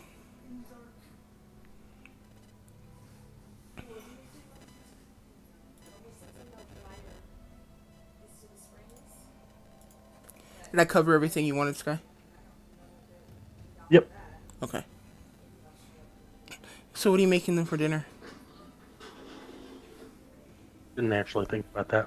Okay. So Okay, we're then. going with the axe beaks. So what do you say I got for veggies? Potatoes and I said potatoes, carrots, and tomatoes.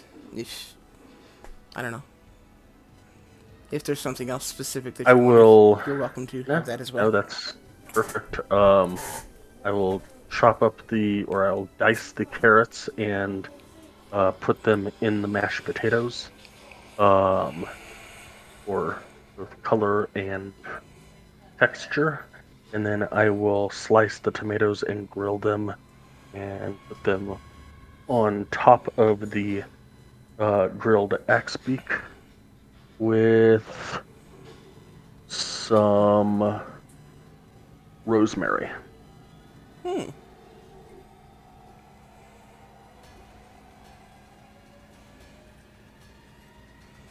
Damn. I think we need to hire Sky to come cook for us. Hey, your dad does the same thing when he decides to make a meal. True. My dad's an awesome cook. But he doesn't cook for us very often anymore.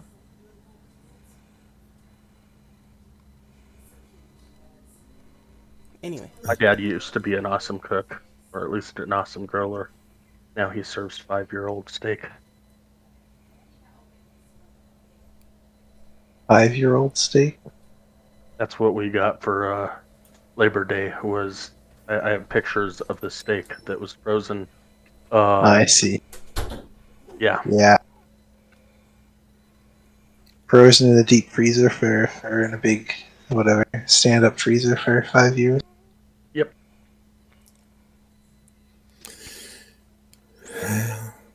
I'm gonna assume that's not a good thing. No, deep freezer's good for about a year. Maybe a little longer. Gotcha.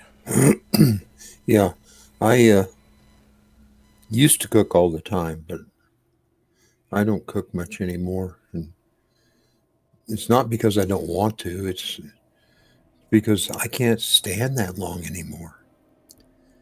I'm old and my legs just don't handle it. But somehow we managed to make do. Yeah. Unfortunately, he did not pass his skill on to my sisters. I tried.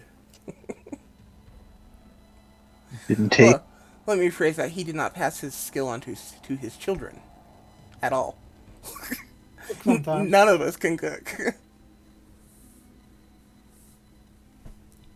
Well, I find it rather peculiar that I can make a particular recipe and it turns out great. And I write down the ingredients and all for the same recipe and give it to one of my children. And This no doesn't matter work. how many times they try, it just isn't the same. And I don't really know what the reason is. I don't know.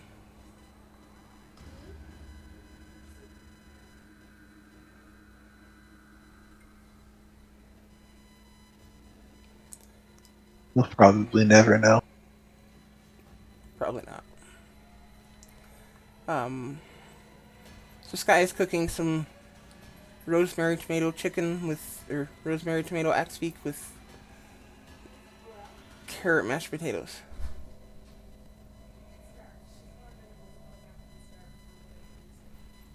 Looks like a good meal.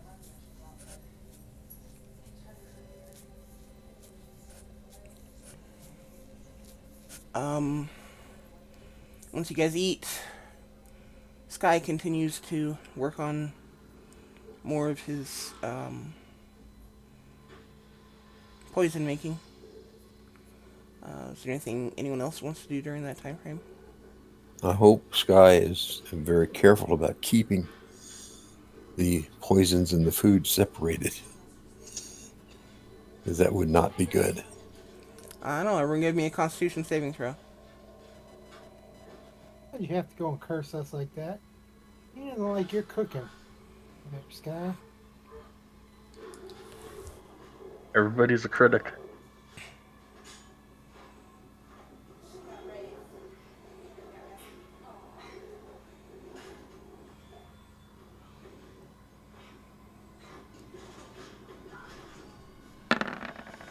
Woohoo!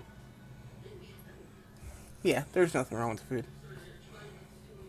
I didn't think there was, but if Sky's having a particularly bad day, he could intermingle ingredients, and that might not be good. So to be specific, I was at another building making poison, finished the poison, put it in my potion case. Then I went hunting, fixed food, and after all that, I did the second poison.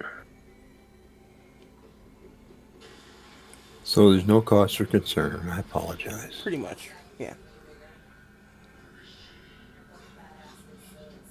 Although, in his defense, I did think that when after you were cooking, you said you started working on your poison again.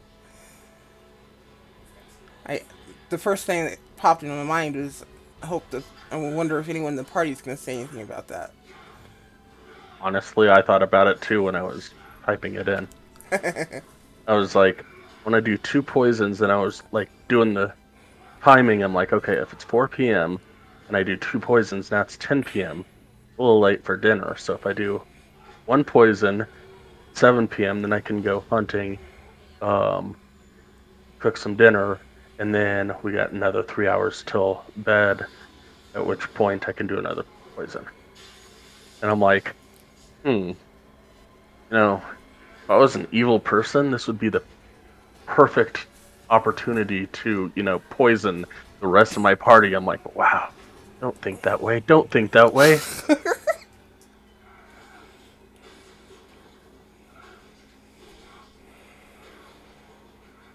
poisons that I made were not ingesting poison, but it probably would I'm still glad you're not. hurt. Somebody hasn't taken you over yet. Anymore. Not This not time. with you here. Yeah. Sky was actually replaced by a um Doppelganger. yeah, doppelganger. What, about a year and a half ago? Something like that. Yeah. Like that. And he was actually Sky was actually imprisoned for like 6 months, and the doppelganger was with the party for like 6 months. Nobody noticed. Makes you feel comfortable. Everybody had their teeny tiny little doubts or little things, but nobody ever mentioned it. So Yeah, yeah. and it was amusing because a couple of times Uriana even cast True Seeing while he was in the party, but he kept saying these things like, "Well, I'll step over behind this tree, or I'll hide behind somebody else, or something like that." Because True Seeing, you can actually see the doppelganger, the true form. We wouldn't be able to do that now because Uriana it has True Seeing. All the time. Yeah, but still, it was fun. I had a blast with that. Oh, he did too. He was always giggling and laughing, chortling about all sorts of little things he was doing. It was awesome.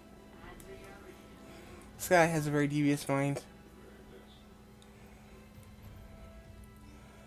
Anyway, so you guys finish eating. You guys all just kind of settle down and get ready for bed, type thing, or is there anything else you guys want to do? Anyone else want to do any professions or anything like that? Anything like that? I'm good. I'm good as well. It's getting late enough. There's not really time. So Okay, then you guys can settle down and head off to bed. You guys gonna do anything about watches? yeah, definitely should. So I can take the first or second, whichever you prefer. I'll take the last 4 hours.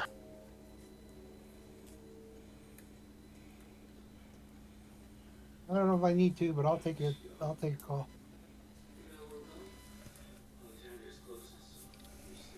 Okay, so it's between Lazem and Rogar, whoever wants to take first watch and second watch. Oh well. Okay, so Rogar's got first watch. Rogar, give me a perception check.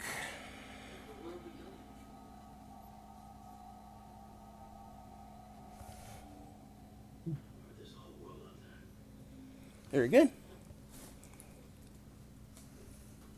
Yeah, my investigation sucks, but my perception's pretty decent. Um,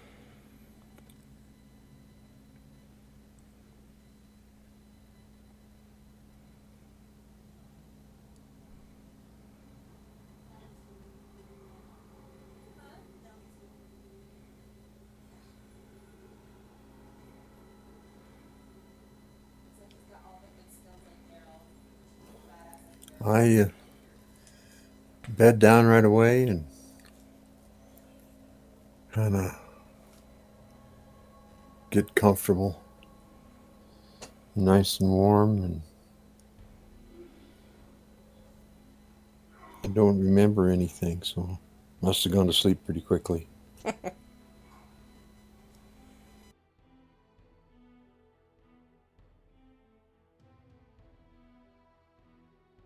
Yeah, I'll just find one of the buildings that has 2 or 3 walls and or whatever closest is to everyone else and settle down in there. Hmm.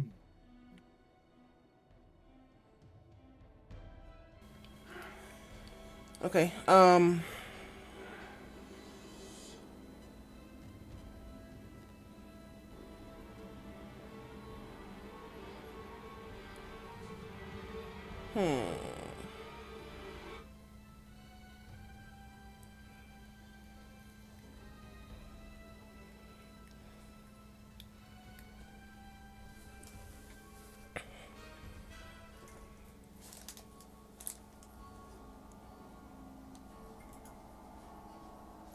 What? Oh crap! What'd I do?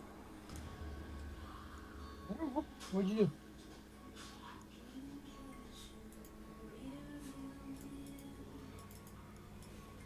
Actually, just closed turn order.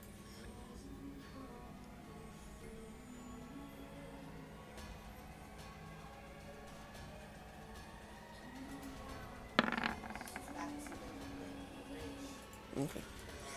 Um.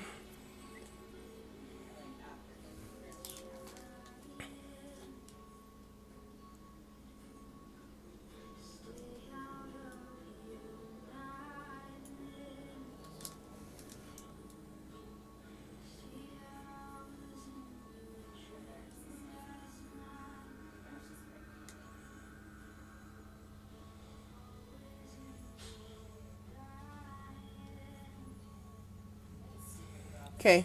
During your watch, Rogar. Um. For the most part, it's pretty quiet. Um. At one point during the night, kind of off to the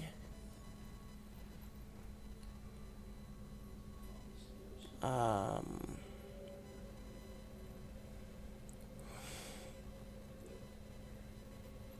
northeast,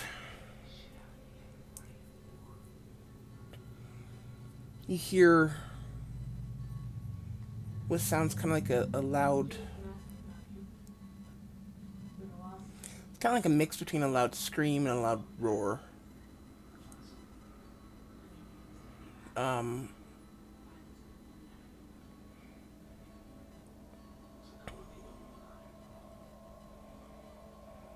It's a scroar. I was just sure. wondering if there was two of them, intermixed with each other.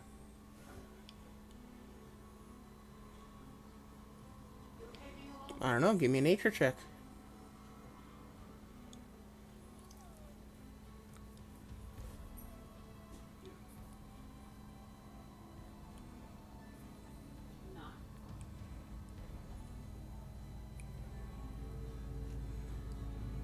No, it didn't seem to be more Is it than a one. voice? Is it a sound I've heard before?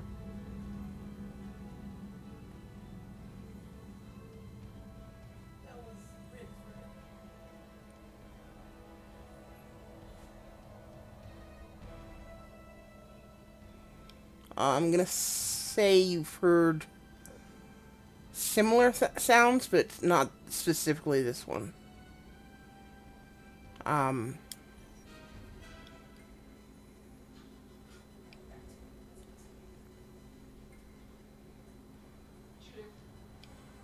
Usually this the sound of a basically a large hunting cat. Okay. Um, Either roaring out a warning or um, maybe roaring in victory.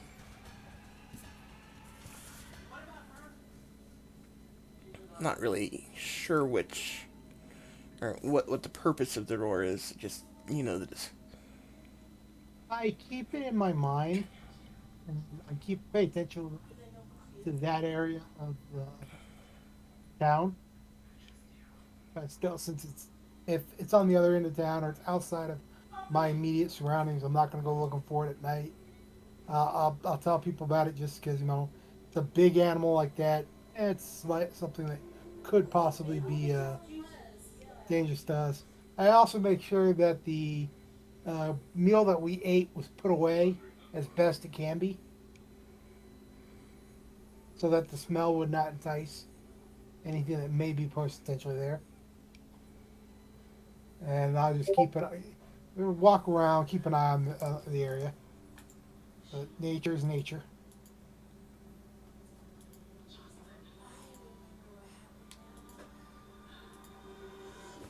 If it didn't sound human and it sounded animal, I'm okay.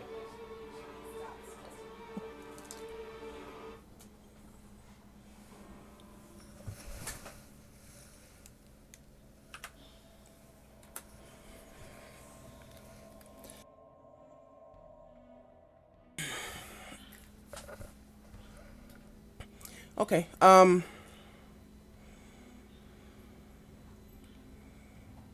Other than the loud roar, there's not really anything else that happens on your watch, so it's a pretty quiet night. Outside of the fact, outside of all the noises from the forest. I go over and I wake.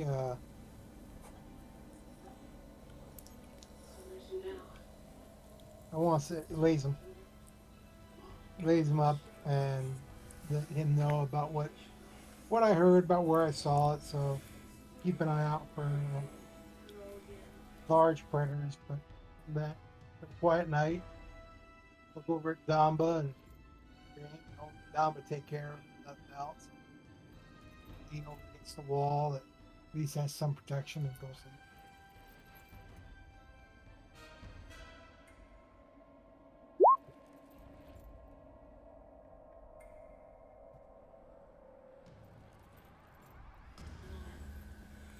Okay. I'm not sure why that went twice, but take a pick.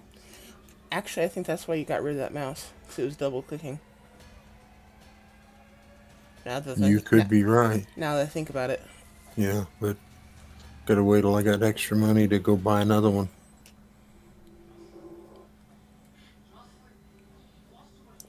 Well, you said this one worked in that new port. Maybe the other one will work in the new port. Or You know, I suppose that's possible. Was there something else wrong with that other one? Only that I didn't have 2 batteries to go in it. Well, I got another one in here. All right, well, we might check that out later. Okay. Sorry, I know I keep going off topic tonight, guys. My mind is everywhere.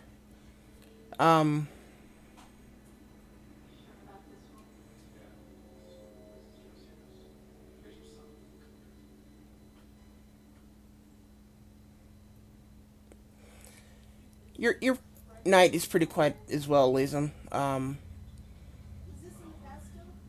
At some point during the night, you do hear um, an exclamation of excitement from down inside um, the treasure room, and you can hear them talking loudly for several minutes before they quiet down.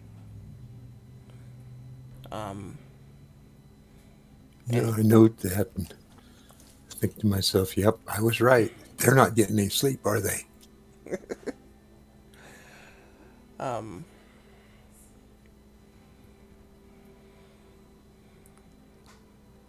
Other than that, it's a fairly quiet night. Well, unremarkable night. There's plenty of noises coming from the forest, but nothing that you don't expect.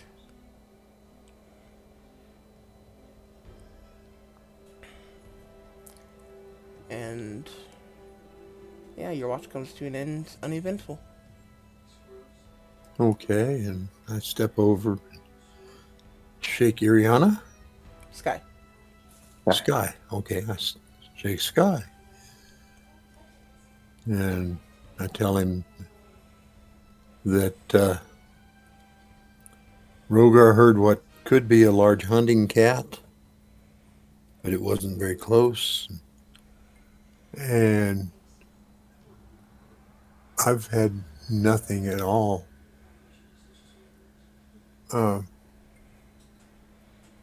particularly disturbing. So, a pretty quiet night. Enjoy the rest of it. And I go off to bed.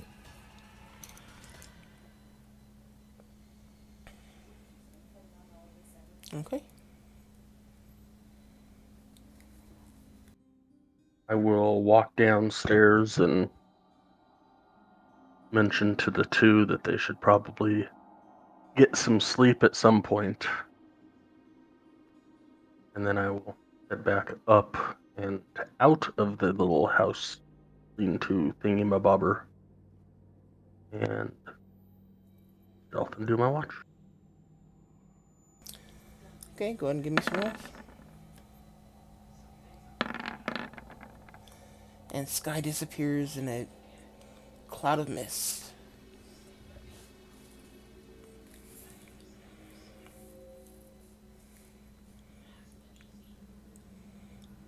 Okay, where do you go to hide, Sky? To stay out of sight. Is it still light or? No. At this point, it would Okay. be dark. Um, Which means pretty much all you'd have to do is step up next to a tree and you'd be hidden. But you know what I'm saying. yeah. I would flip my mirror and step into like between some buildings or crouch down between buildings or stay near a building or something like that. Just try and keep my ears focused and eyes up towards the northwest and towards where I got that ping from the dragon earlier. Okay.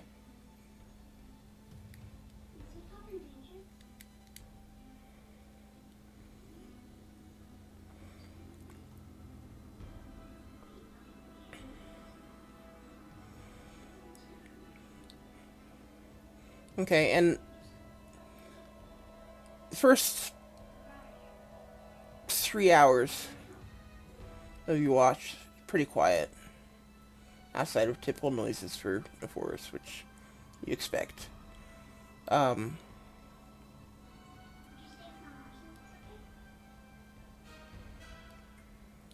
about the third hour, you're getting bored and you're just kind of wishing daylight would hurry up and get here so you could be done with it. And you hear the leaves rustle. Probably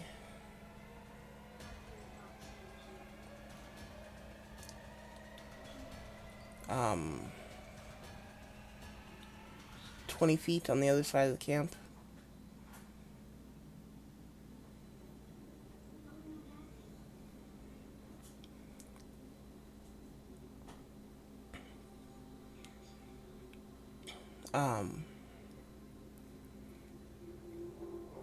And it doesn't take long before you hear it again. And after about another minute, you see a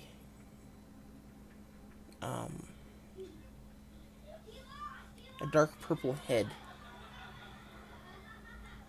almost black, poke out of the bushes. Of a cat, Yes, of a cat. like one that we've seen before, like say a displacer beast. Looks very similar to a displacer beast, but it's not. As it walks out of the bushes, it doesn't have the tentacles. Gotcha.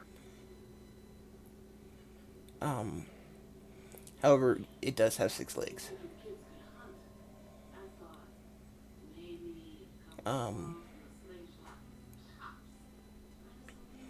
And it walks forward. Its tail is kind of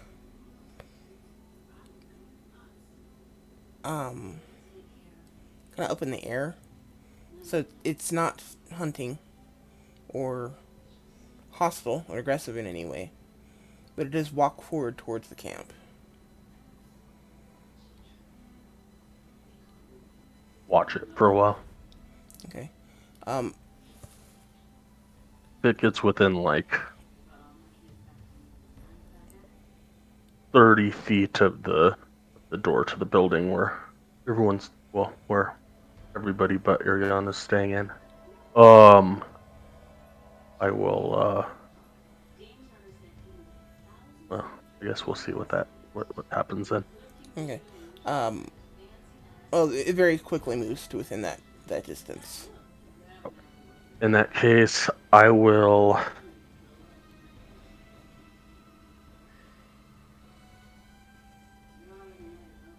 wave a. And this is a pretty big cat. Um,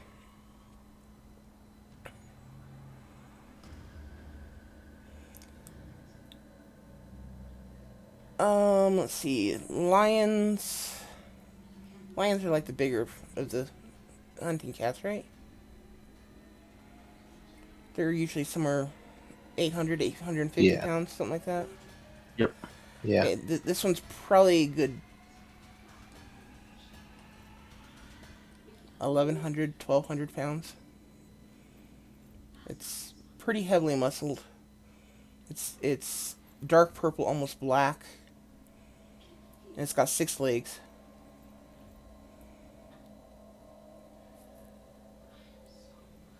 Yeah, I think that's about as good as you need for a description.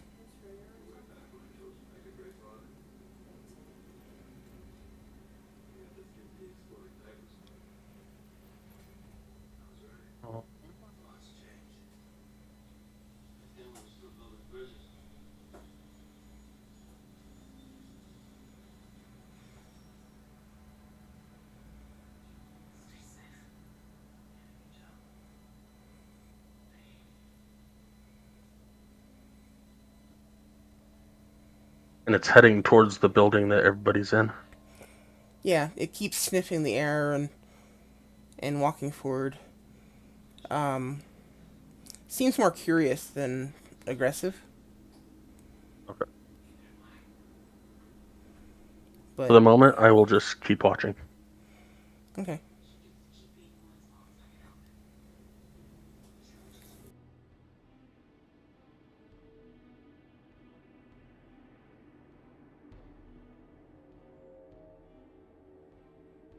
It gets up to the door, like it is about to walk in.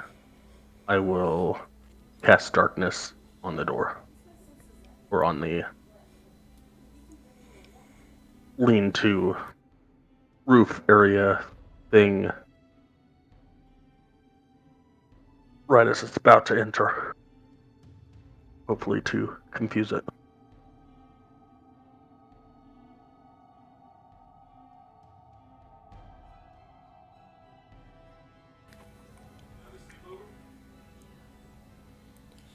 Um,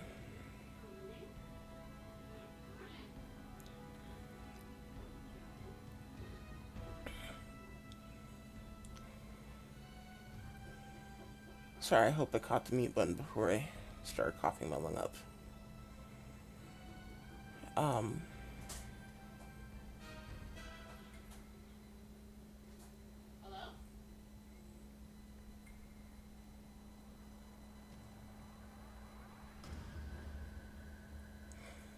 okay, it slowly approaches the door, keeps sniffing at the air, and kind of gets up to the door and kind of sniffs at the door jamb, I guess. It's not really a door jamb, but the doorway. And stops and looks down into the room. And kind of takes another few steps forward.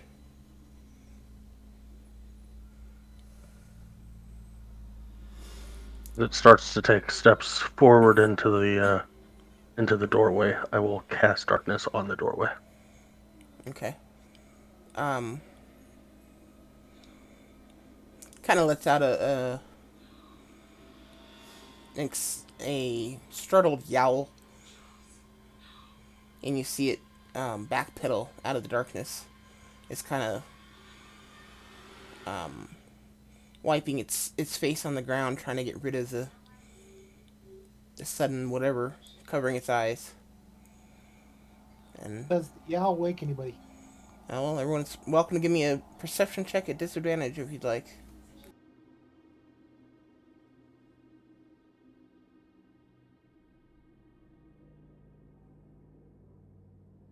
I know he checked just because he was, you know, he heard it earlier, so he was worried about it.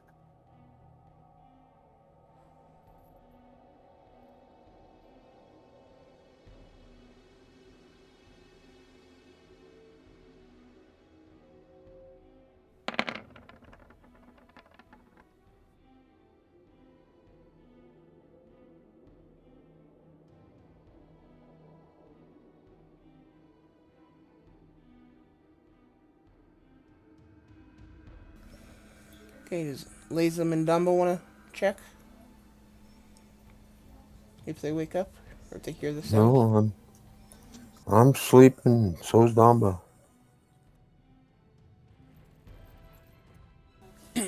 Okay, so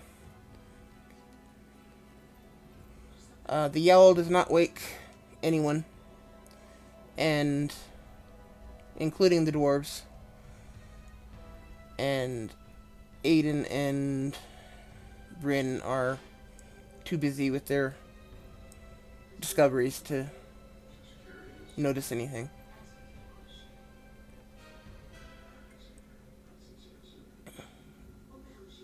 Oh, those are 12s, not 20s. That explains why none of them rolled anything higher than a 6.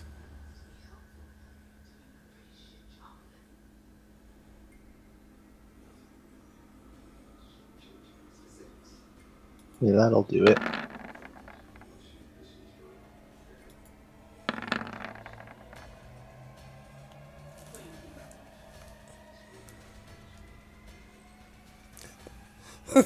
It still didn't help any.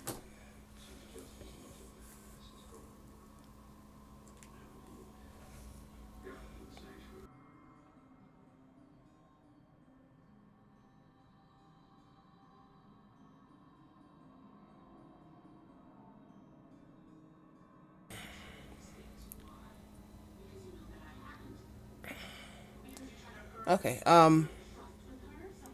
kind of, cat kind of wipes his face on the ground, trying to wipe the darkness away, but it's, obviously not centered on it, so it's not following it. It just kind of stops and looks up at this sudden cloud in front of it, and it lowers itself and starts to get in a defensive posture. Kind of growls at the cloud before it backs away.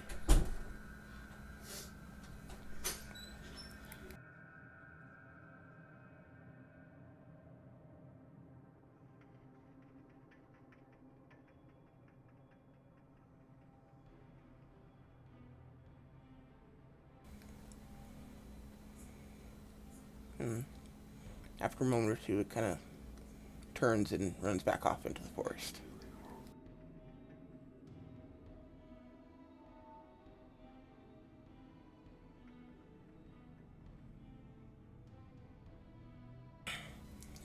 The rest of your watch is uneventful, Sky.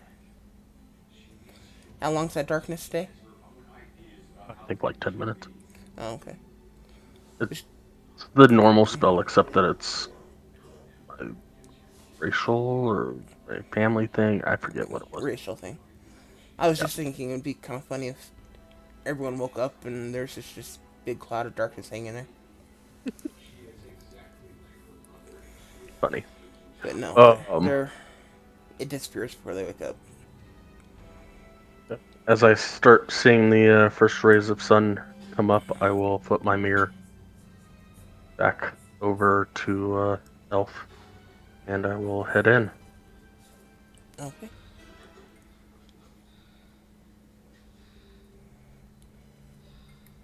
Wake people up.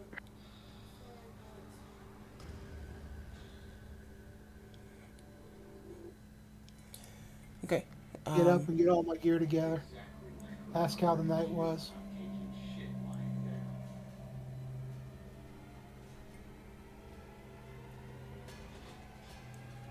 I will recant the six-legged purple cat, as well as mention that last night while I was going out for food, that there was a perfectly tended garden with also no people in it.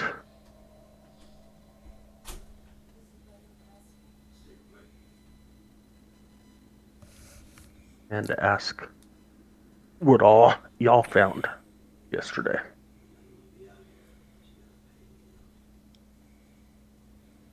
We found Bryn's grandfather's or someone's hideout where they had some maps and information written down, and Bryn and Aiden were copying it. I'm not sure what they ended up getting yesterday. Where was the garden that you found? Where was the garden that I found? Um, just on the outskirts of town. Um, It was in the outskirts of town in that direction, and I'm pointing in that direction. yes.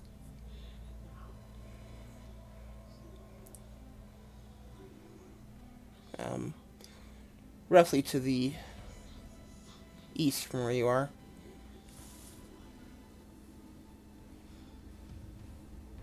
All right. Back.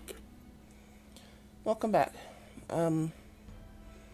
Sky just told everyone about six-legged purple cat and the purpley tended garden that he found. And then Ariana mentioned the treasure room that you guys found. Quote unquote treasure room.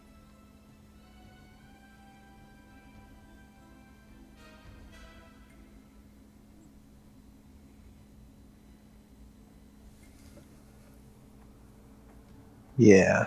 Um,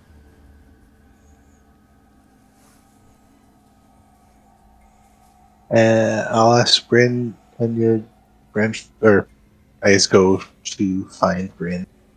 Okay, are they still in the basement, or did they Yeah, fall asleep down there? they're still down there. Did they fall asleep down there? Nope, they are still awake. They're still awake. Yep, I will still poring over the papers. just ask her again. And your grandfather didn't mention any other people being here? No, as far as my grandfather mentioned, he was the last survivor of four. Um,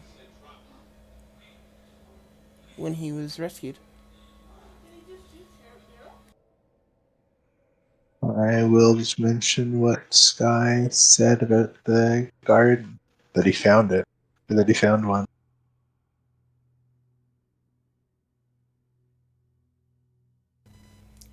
That's odd. Um, my grandfather did mention that he would grow his own vegetables, but it seems very strange that it would still be there. I mean, I can't imagine how it wouldn't have been overgrown after this long.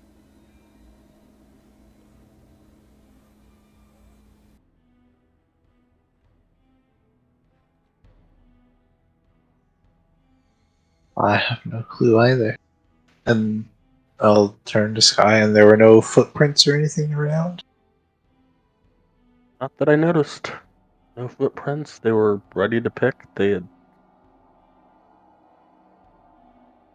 It looked like somebody had weeded the garden, taken care of it for full time to nurture the plants, and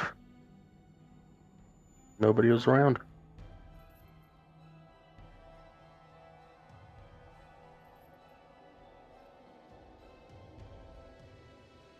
Seems Very, like this island has some secrets. very odd spell on this place. Yeah, I think it might be wise to head over to the Enchanted Pond and see if it has any answers for us.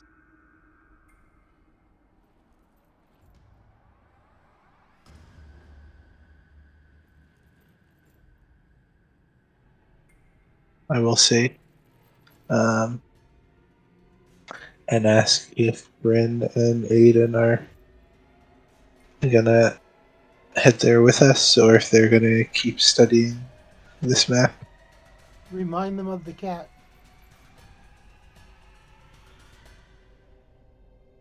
Being inquisitive.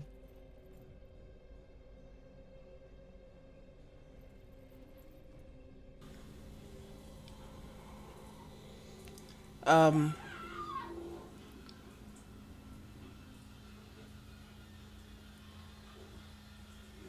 Bryn will just kind of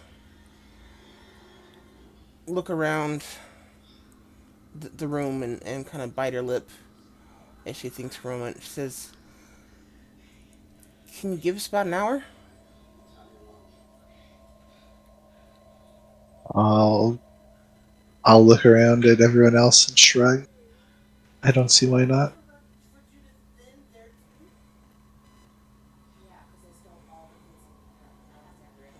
Okay, and she kind of stands up, looking at all the different hides in her hands, and takes a long, deep breath, and then starts carefully collecting all the hides and preparing to take everything she can possibly stuff into her bag with her.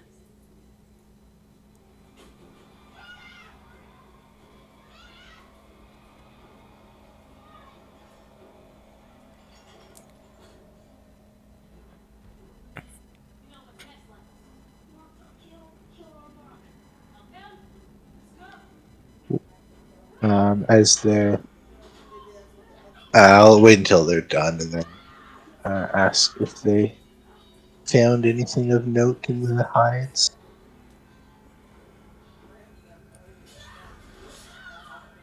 Oh, well, there's plenty of information, but for the most part, it's just information about my grandfather and his thoughts over the years. It's more personal journal than anything else, and it's just fascinating to read through. The majority of this is, seeing it as my reading it as my grandfather saw it, and it's just a fascinating study in history. Or it must be.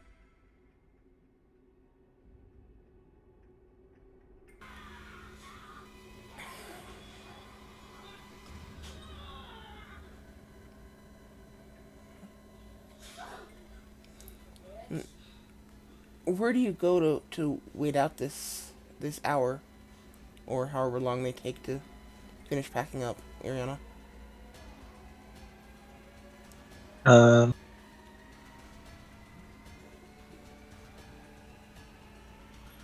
I will just kind of head out of the basement and lean against, well, put my hand through the fake vines and see where the actual wall starts, and then lean against it. Okay. Just kind of keep watch out outside. Okay. Um.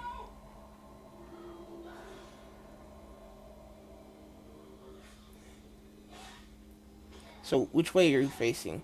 I'm kind of imagining that this door opens to the north.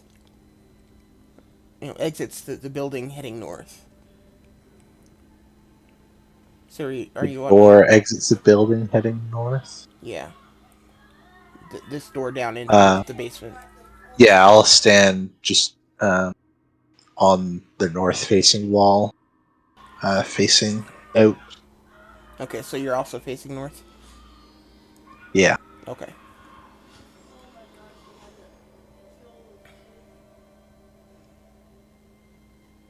Okay. Um. So a little over an hour later, Aiden and Bryn come trudging up the stairs. Um. Both their backpacks are stuffed full of papers or something to the point where they barely even close at the moment, and they're both carrying handfuls of um, uh, Aiden is carrying the two sets of armor in his arms, and Bryn is carrying three spears and two bows in her hands. And they come up and say, "Okay, we're ready." What are the weapons for? Well, obviously they were left by my grandfather. I can't leave them behind.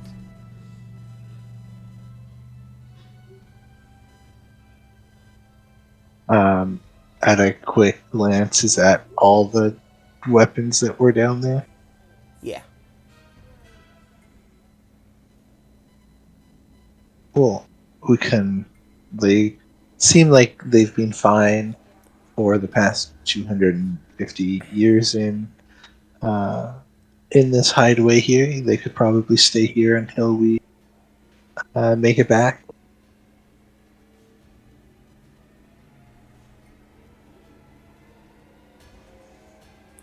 She kind of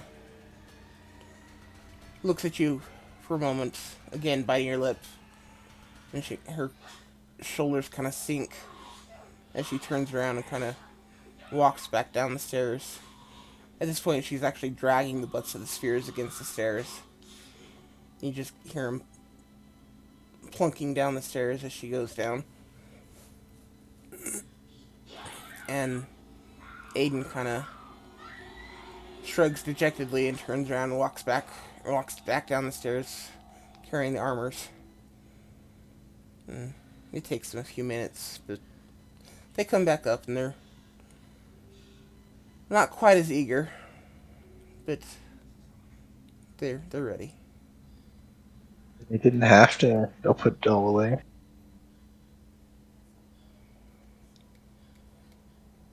Um,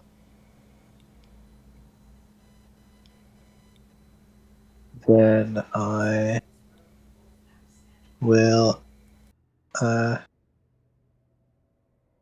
ask Sky to lead the way, or should I lead the way? That is up to you guys.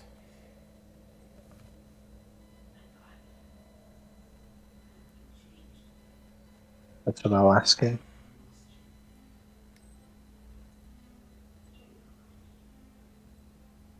Yeah, I can.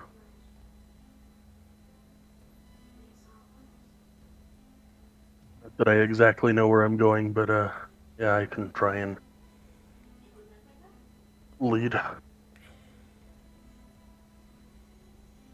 And I will follow.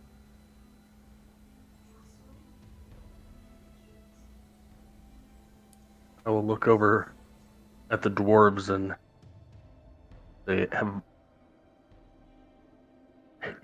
Yesterday, you were a little giddy about seeing a dragon. Have you ever seen a dragon or fought a dragon before?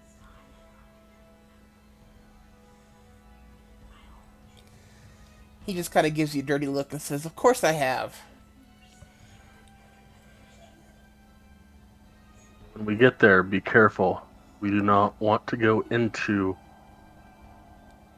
an area that it considers its lair.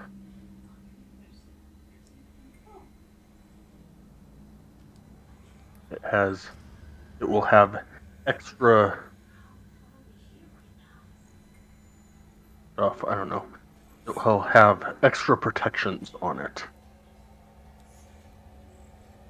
May have extra protections on it.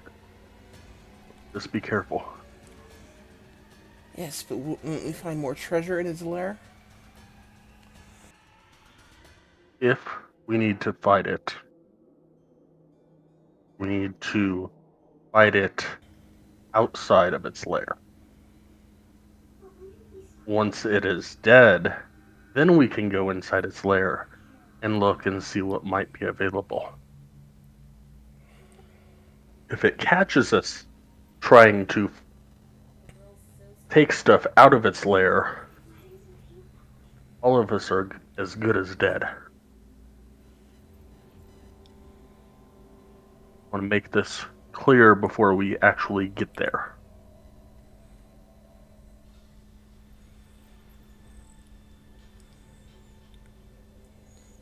We're no thieves.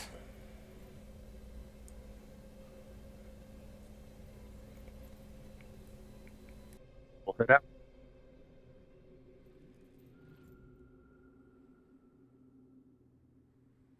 I'm sorry, say it again? Then I will head out. Okay. Give me a survival check.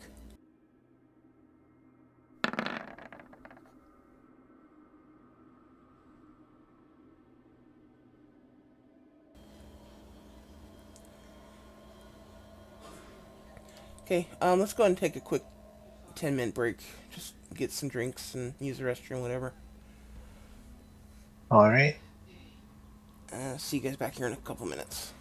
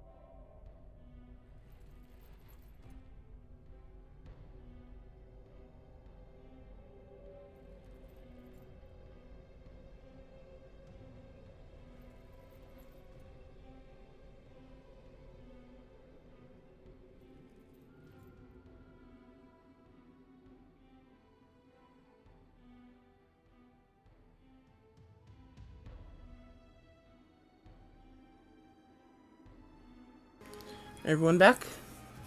I'm here. Yeah.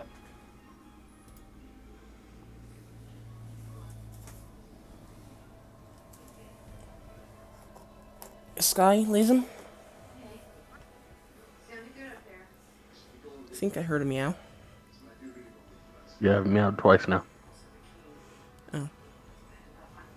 Sorry. Lazem?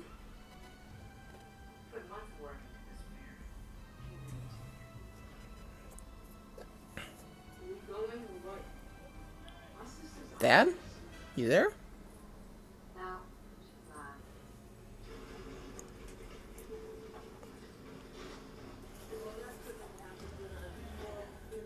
Just a second.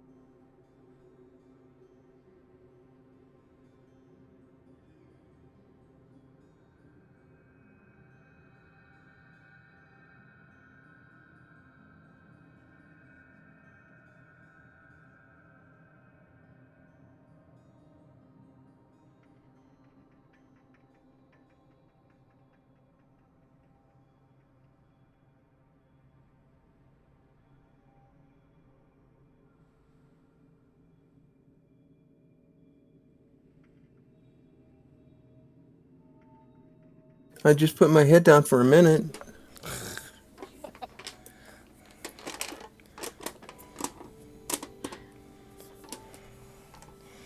Helps if you have a headset on, though.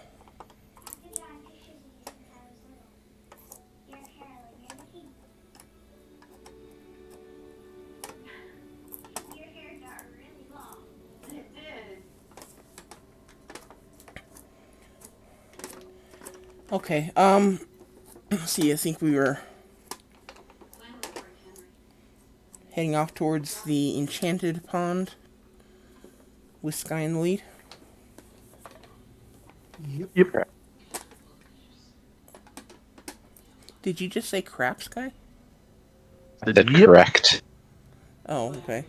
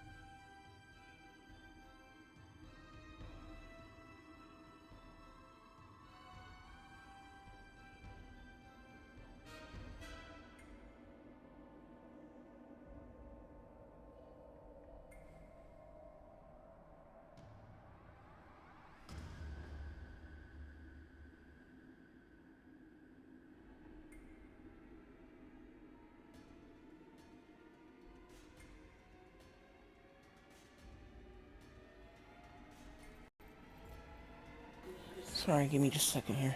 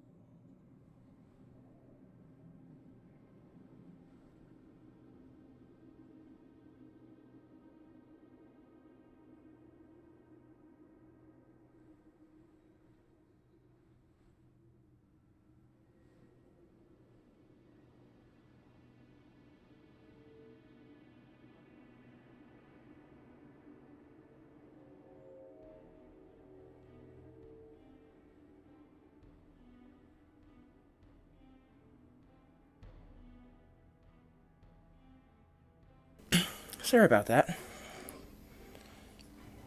Just trying to fix something, it wouldn't work.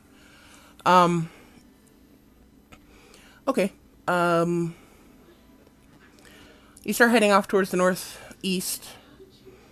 Going is slow. It's very warm and muggy. Going northeast? West, sorry, northwest. The temperature is very muggy and it's very humid. I think rainforest kind of a feel. Rainforest, jungle, that kind of thing. It's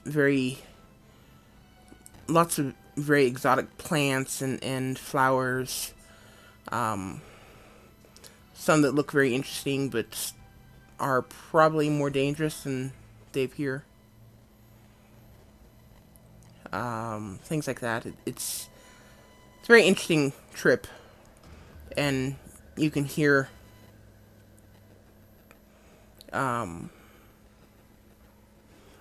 and Aiden constantly making comments about this and that. It's they're not exactly being quiet, but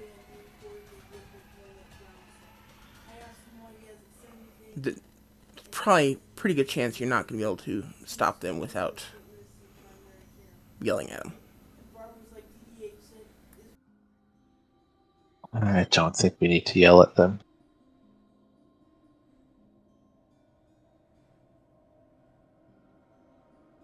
I suspect that if we run into anything startling, they'll suddenly be very quiet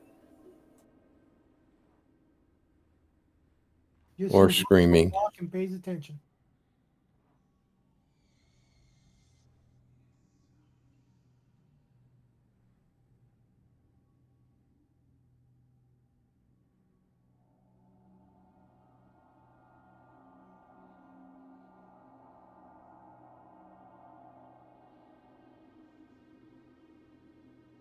I'll just follow along behind everyone and just make sure nothing is coming up behind us as well as I can.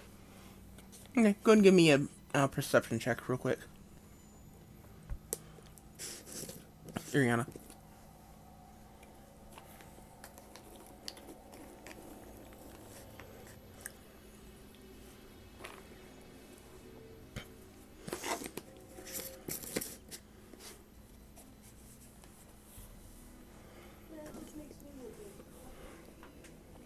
Okay, as far as you can tell, it doesn't appear as though anything's hunting you. Alright.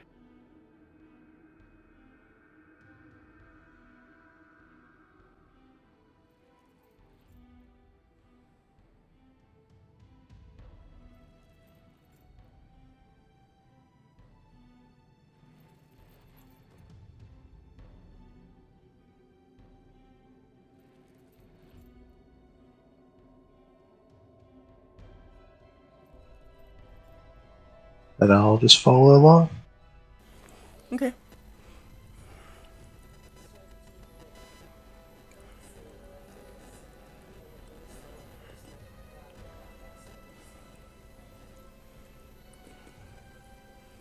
Let's see.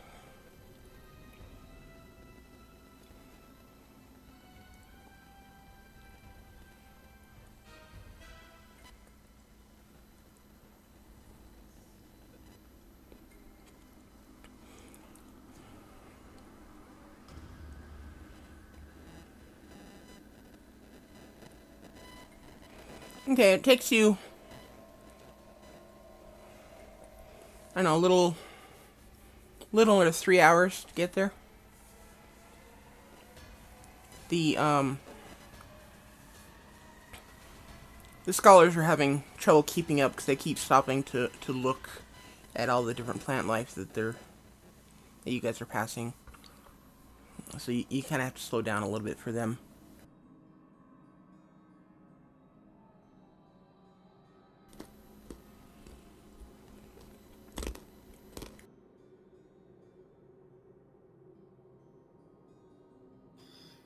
I suspect when their euphoria catches up with them, they're going to be wiped out. There's a good chance.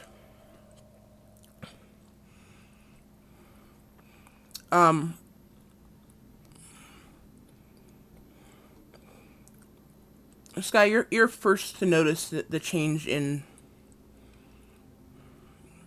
both light and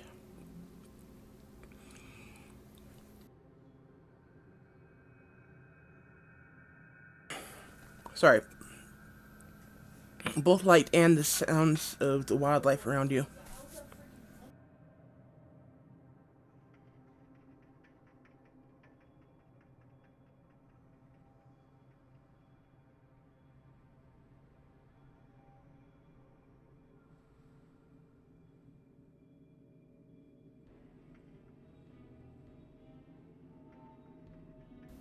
Oh, I just coughed with soda in my nose, and the soda went up my nose.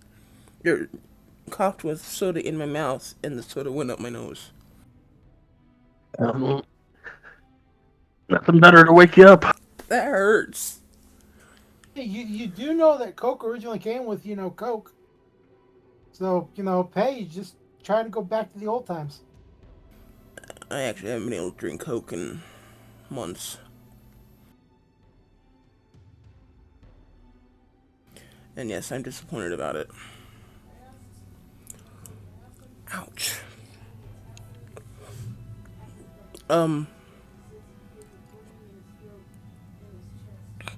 Anyway, Sky, you're the first to notice the change in light and the sounds of the wildlife around you. As you close in on this clearing.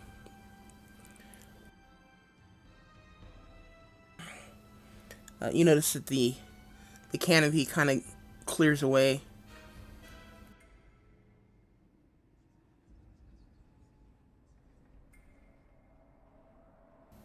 And you're left with kind of the diffused sunlight through the fog above you, as opposed to the additional shadow of the canopy.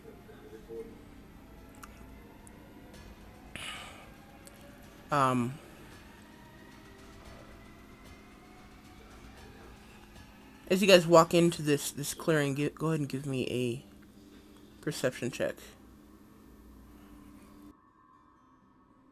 You said everybody? Yeah. Okay.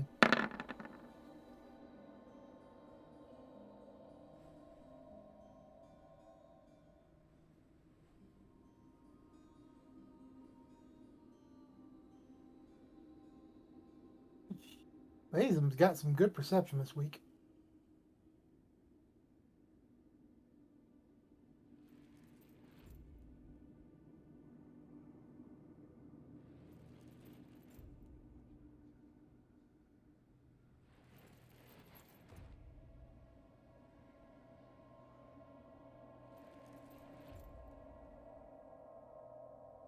Isn't always his good perception.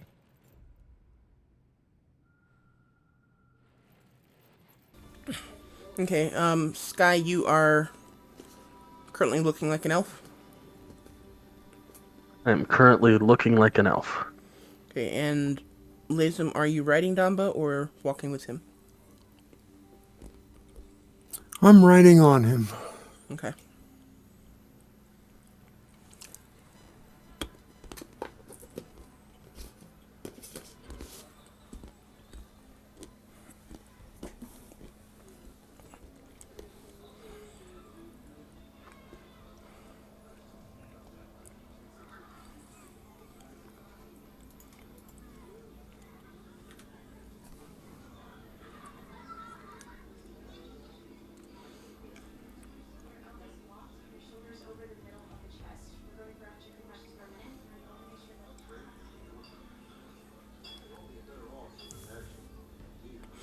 Okay, you guys come out of the forest into this small clearing. It's about... Well, it's not actually that small. It's about,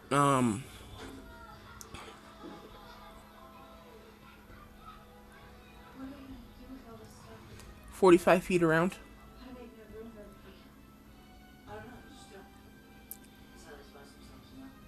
Is it a clearing in the trees?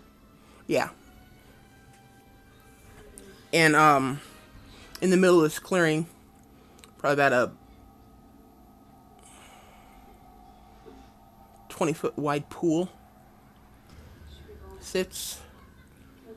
And this pool, despite the fact that you're basically the light sunlight is basically diffused through the fog, you do see that this pool, this pond, is glittering.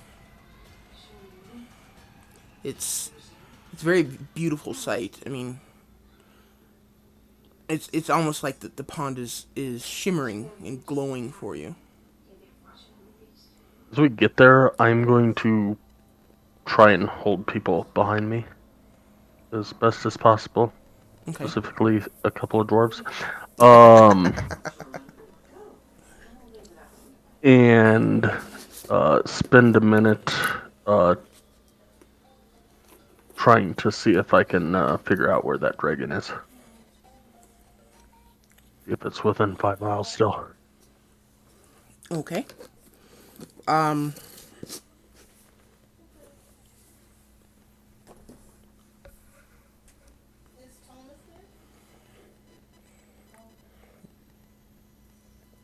Let's see.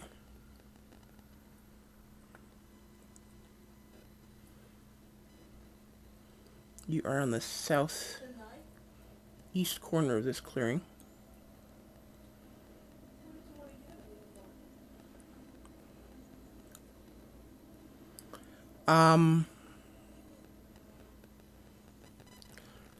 The dragon, blip, whatever you want to call it, is about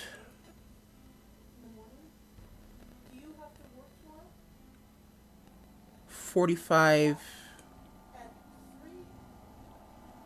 50 feet, 45 or 50 feet to the northwest of you. Essentially on the north side of this pool. And what you saw as one blip before, you now see as 4 very small blips.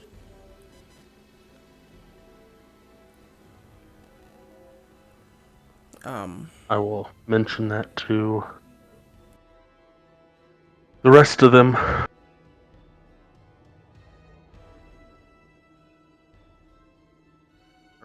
Multiple dragons here. Looks to be about the other side of the pool or pond, so we should probably err on the side of caution. What are the sizes?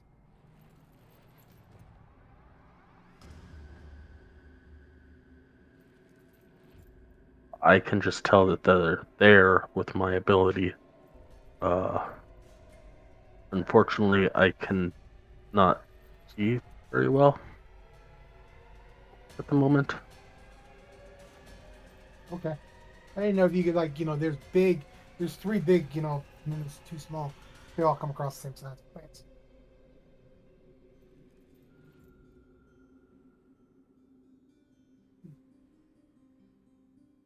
He listens to you even though he really wants to go check out the dragons.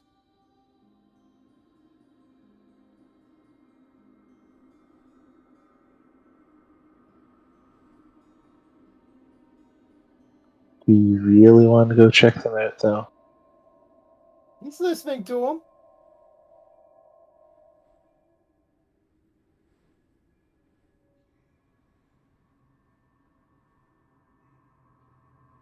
Remember Half Dragon? I I don't I know. will.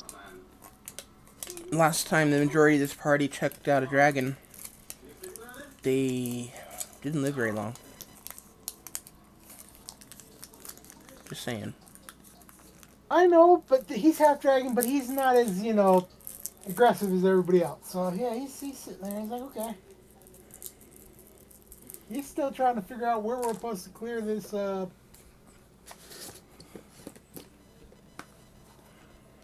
shrine.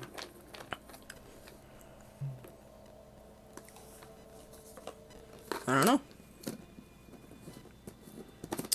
Um, were you trying to say something, Ariana? Did I interrupt it? I was going to say that I will stay behind Sky like he suggested we do.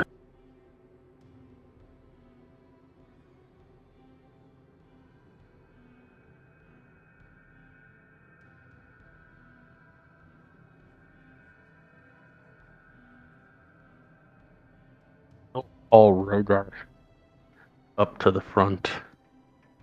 Be like,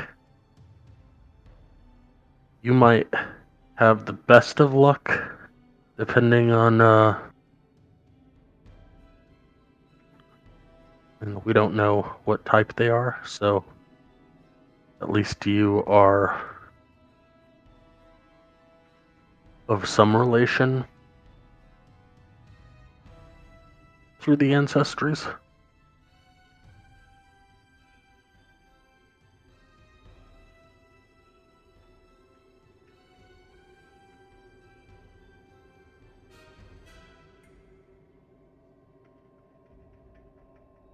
What kind of dragonborn are you again? Rogar? Brass.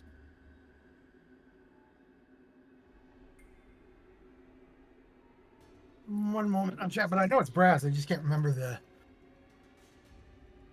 exact.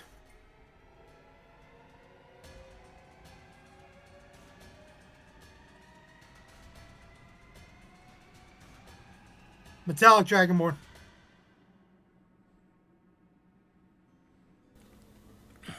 Okay, but you're brass dragonborn. Brass metallic. Yeah. Okay.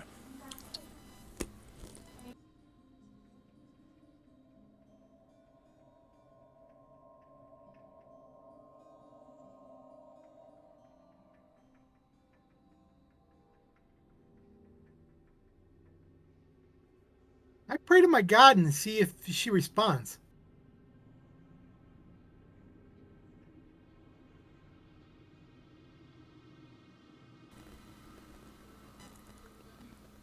See if she responds. Who is your goddess?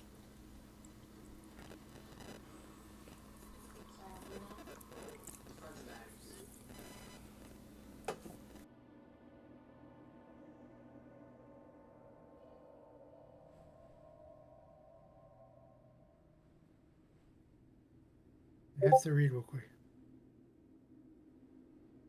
Estelabar.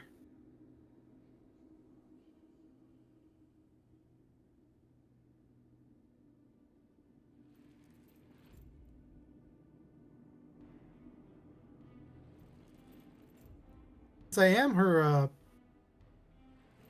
druid, or not druid, but cleric.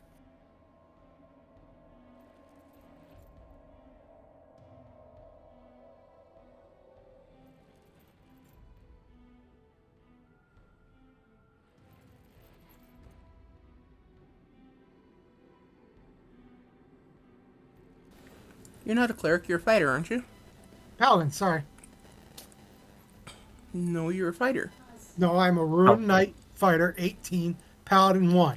Oh, that's right. Okay. And she called me to her, so I'm figuring she may have something for me since I haven't talked to her recently.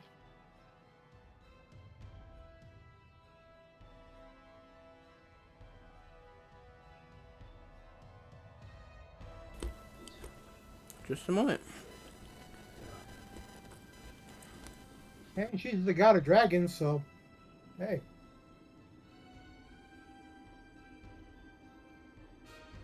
Or she's a goddess of dragons. He is one of many. Yeah. There are many like her, but she is mine.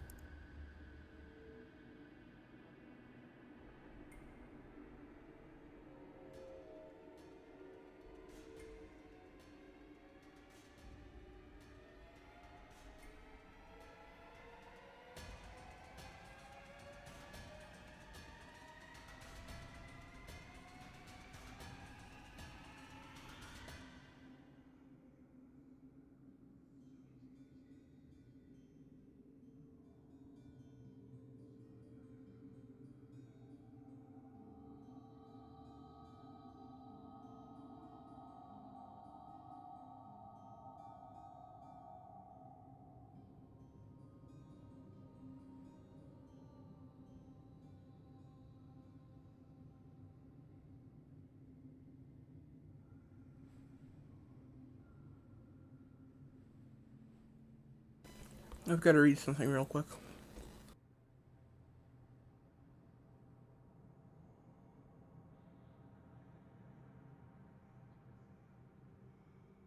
Really come up with a good idea.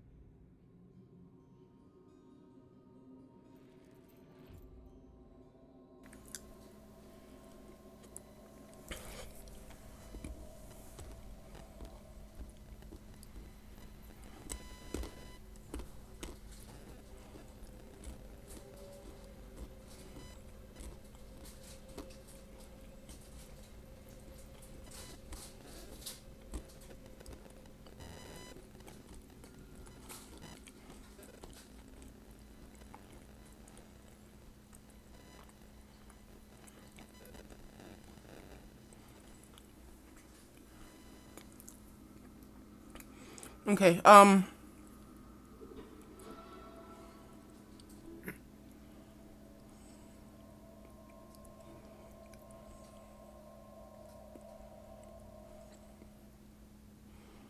Okay. So Rogar, you stopped to pray to uh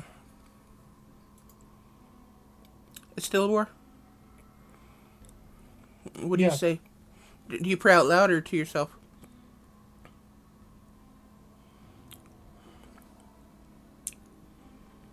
Since I'm new to this, I actually pray out loud, showing no hidden. You know, I'm hiding. It's more of Okay. you got a stubber. Please guide me in these hours of need. Tell me what you want us to do to help us pass the test before us. Should we go forth or should we back off? What do you need us to do and what should we do?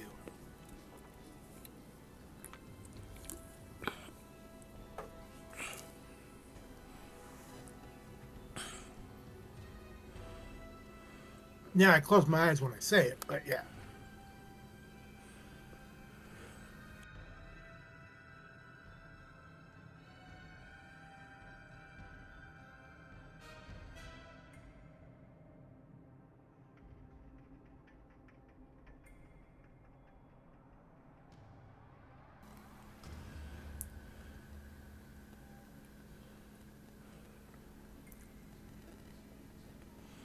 Iriana and Sky, you both know what it's like to be in the presence of deities. The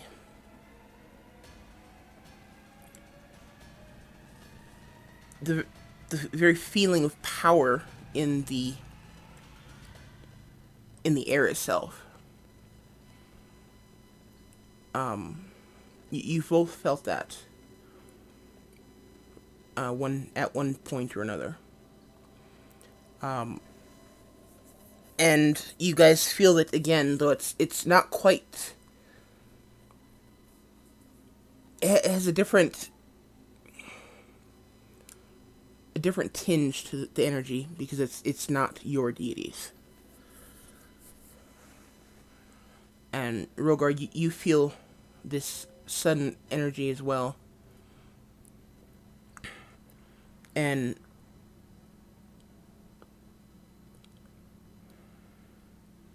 you hear almost a whisper on the wind, Rogar. No one else hears it, just Rogar. And it's a female voice, and it says,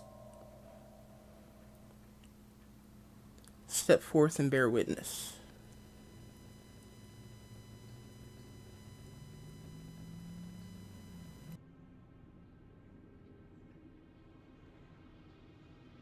I step forward, or I move forward.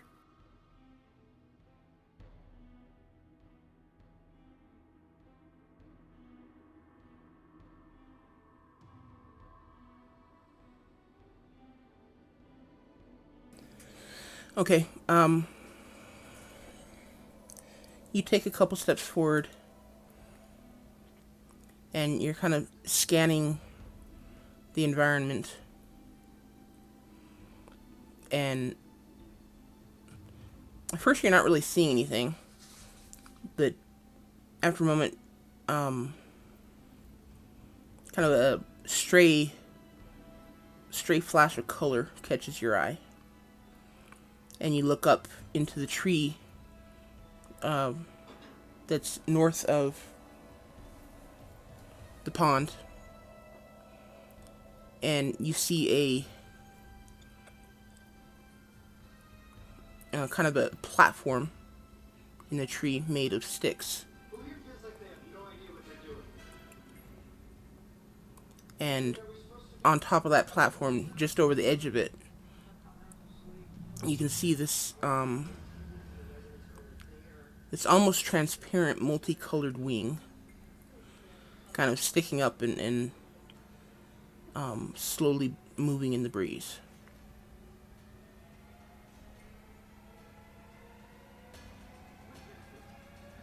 Can I climb up to it? If you'd like. I do. Okay. You climb up the tree, up onto the platform, and on the platform you see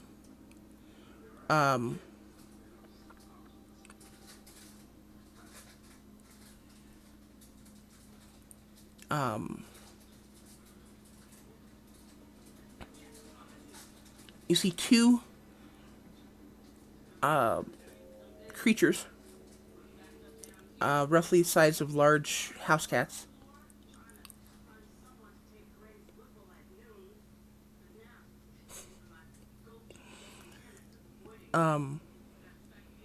You see two creatures roughly the size of large house cats.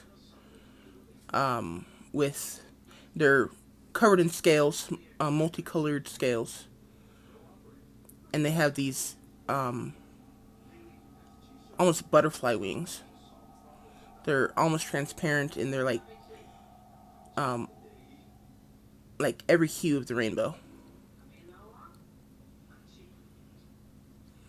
And they have this small tail that curls up behind them. Unfortunately, they are laying on the platform, dead, and they have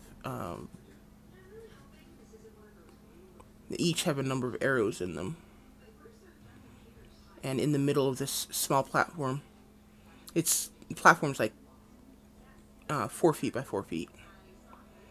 But in the middle of this platform is a small pile of sticks built up into a nest.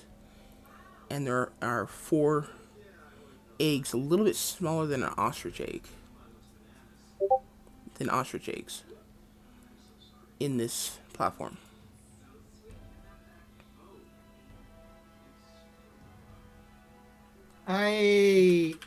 I'm seeing if there was anything that I can carry the eggs in.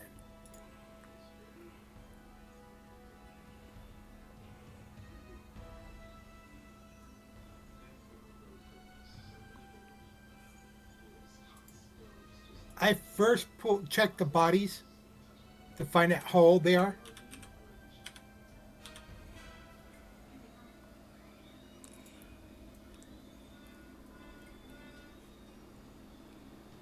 Give me just a second, I'll get you a picture of these things. And would I feel any kinship towards them or say, hey, these are dragons? Oh, give me a second here. Come on, load. I'm just typing them out so I can keep them, okay? So don't answer them if they worry about it.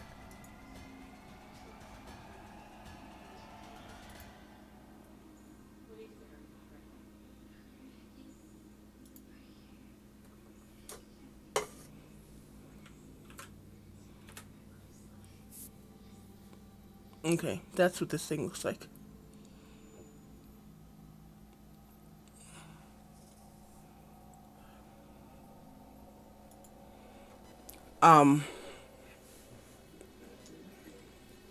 They are definitely dragons.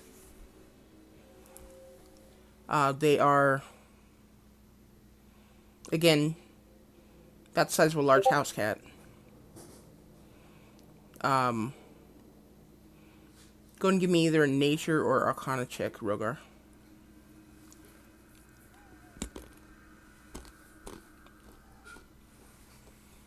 Oh, nice. Okay, one sec.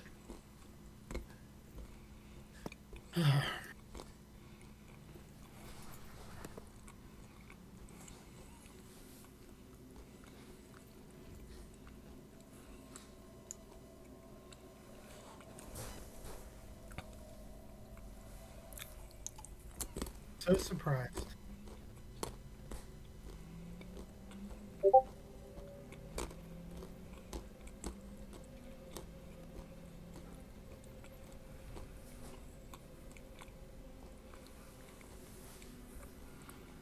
Okay, Rogar.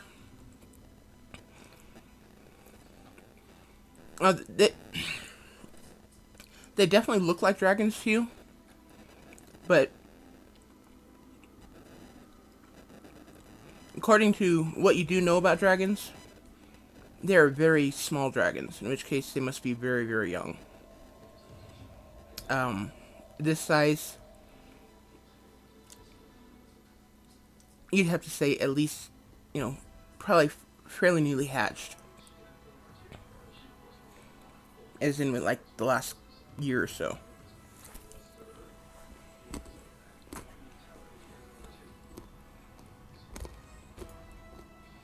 Okay. I'm going to bring the bodies one by one down and bury them.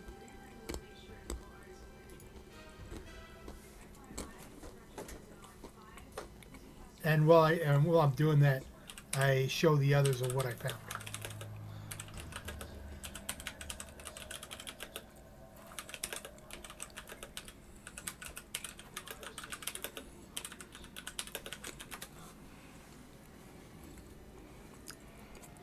In case they've come across them before.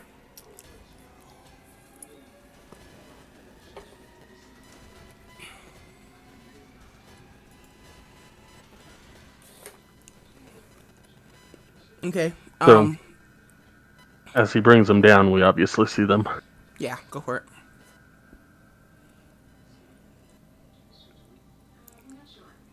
Can I tell the age approximately? The dead ones.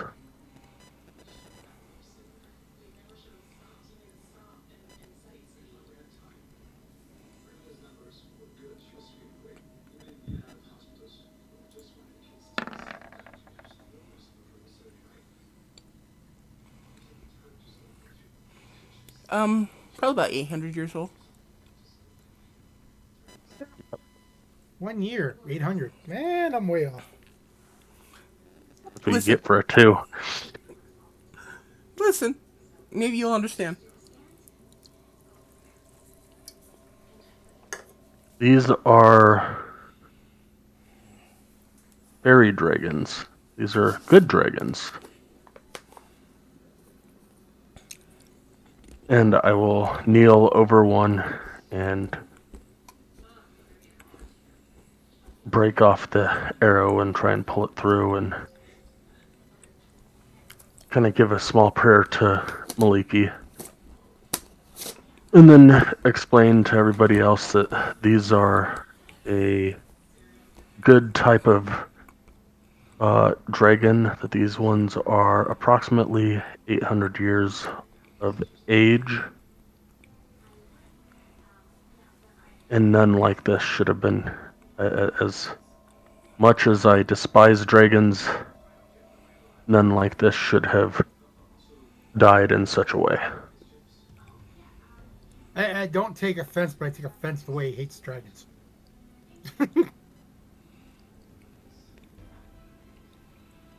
There are a lot of dragons that mean harm to the good people of the world. There are a lot of dragons that do not.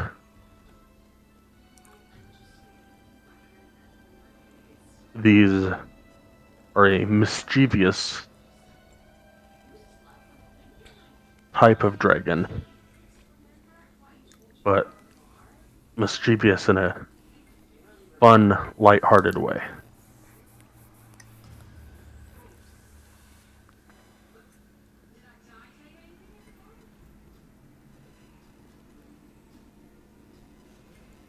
As he's saying this, I'm digging a hole and listening.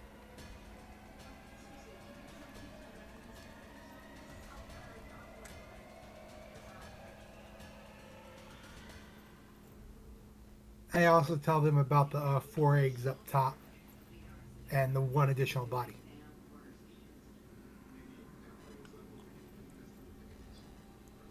That must be the 4 that I sensed. It's good that they're alive. Also good that they're not dangerous dragons.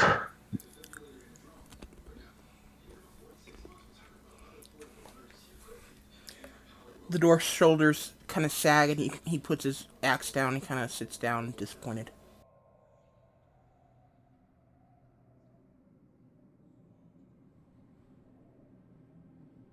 And I put the 1 in the grave, and then I climb back up the tree.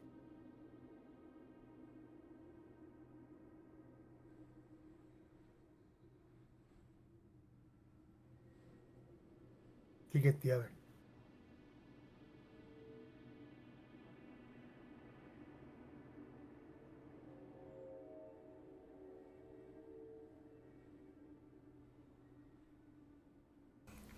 As far as the age of the bodies, um, you suspect they've been here for probably about a week.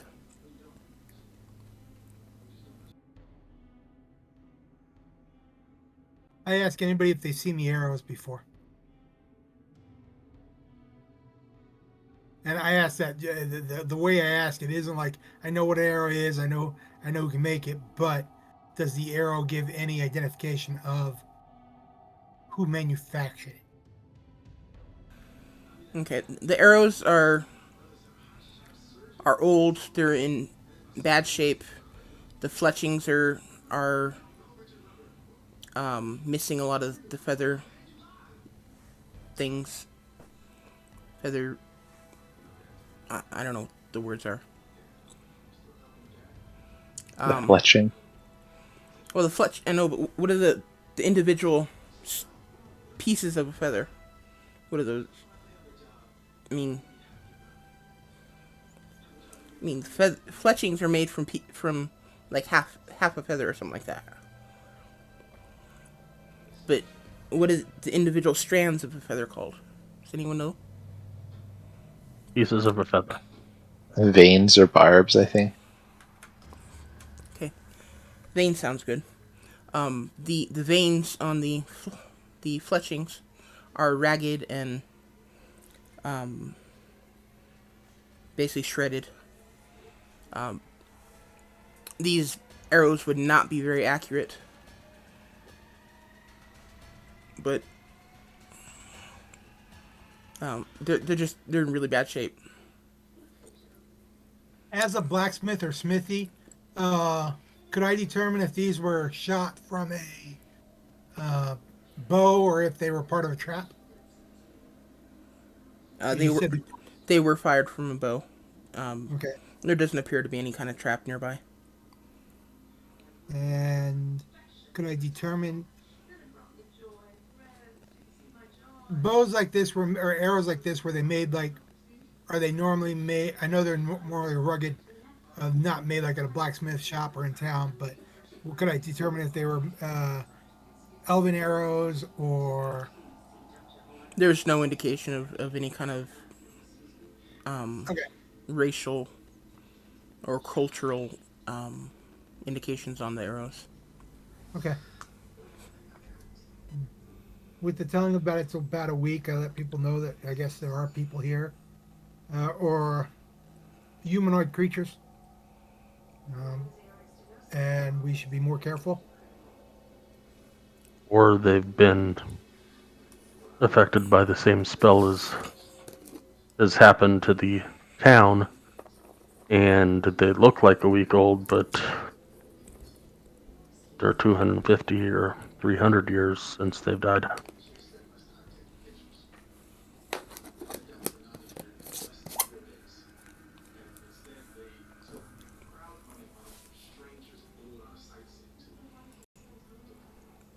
And after I take the other arrow out of the body, I go back up and uh, ask, is there a way that we can carry the eggs with us without breaking? I will tell him to um, grab all four in his arms, and I will cast Levitate on him. I do so.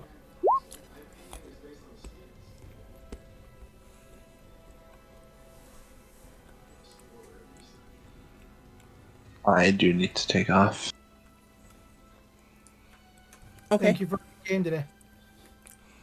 Yeah, it's been an interesting game. It has. We'll go ahead and pick it up next week. Cool. Uh, Sounds good. Jeff, sometime this week I need to get a hold of you to find out a little bit more about the game. So does my dad. My dad has more free time than I do, so That's Se- Friday. yeah, session 0 on Friday. I know that. But talk about my character. Session 0. Session 0. That's Oh, where that's that's when we're gonna take care of all those questions. I'm gonna give you guys a bunch of information about the game, Okay. about I the didn't, deities, things like that. I didn't know if we had to have pre characters drawn up or not. That's why I was asking. Nope. Okay. And I look forward to it, and so does my dad. He's already asked, am I invited to that game? Yes. Good. Yeah, that's the game that should be taking the place of Tales of Margrave. Oh, is your friend's going to be there? Okay. Yep. Cool. I'll see you guys later. Have fun. Have a good one, Bo. Hey, enjoy your wife. Have fun. Yeah. Have a good night. Right, everybody. Thanks, Jeff. Talk to you later. Later.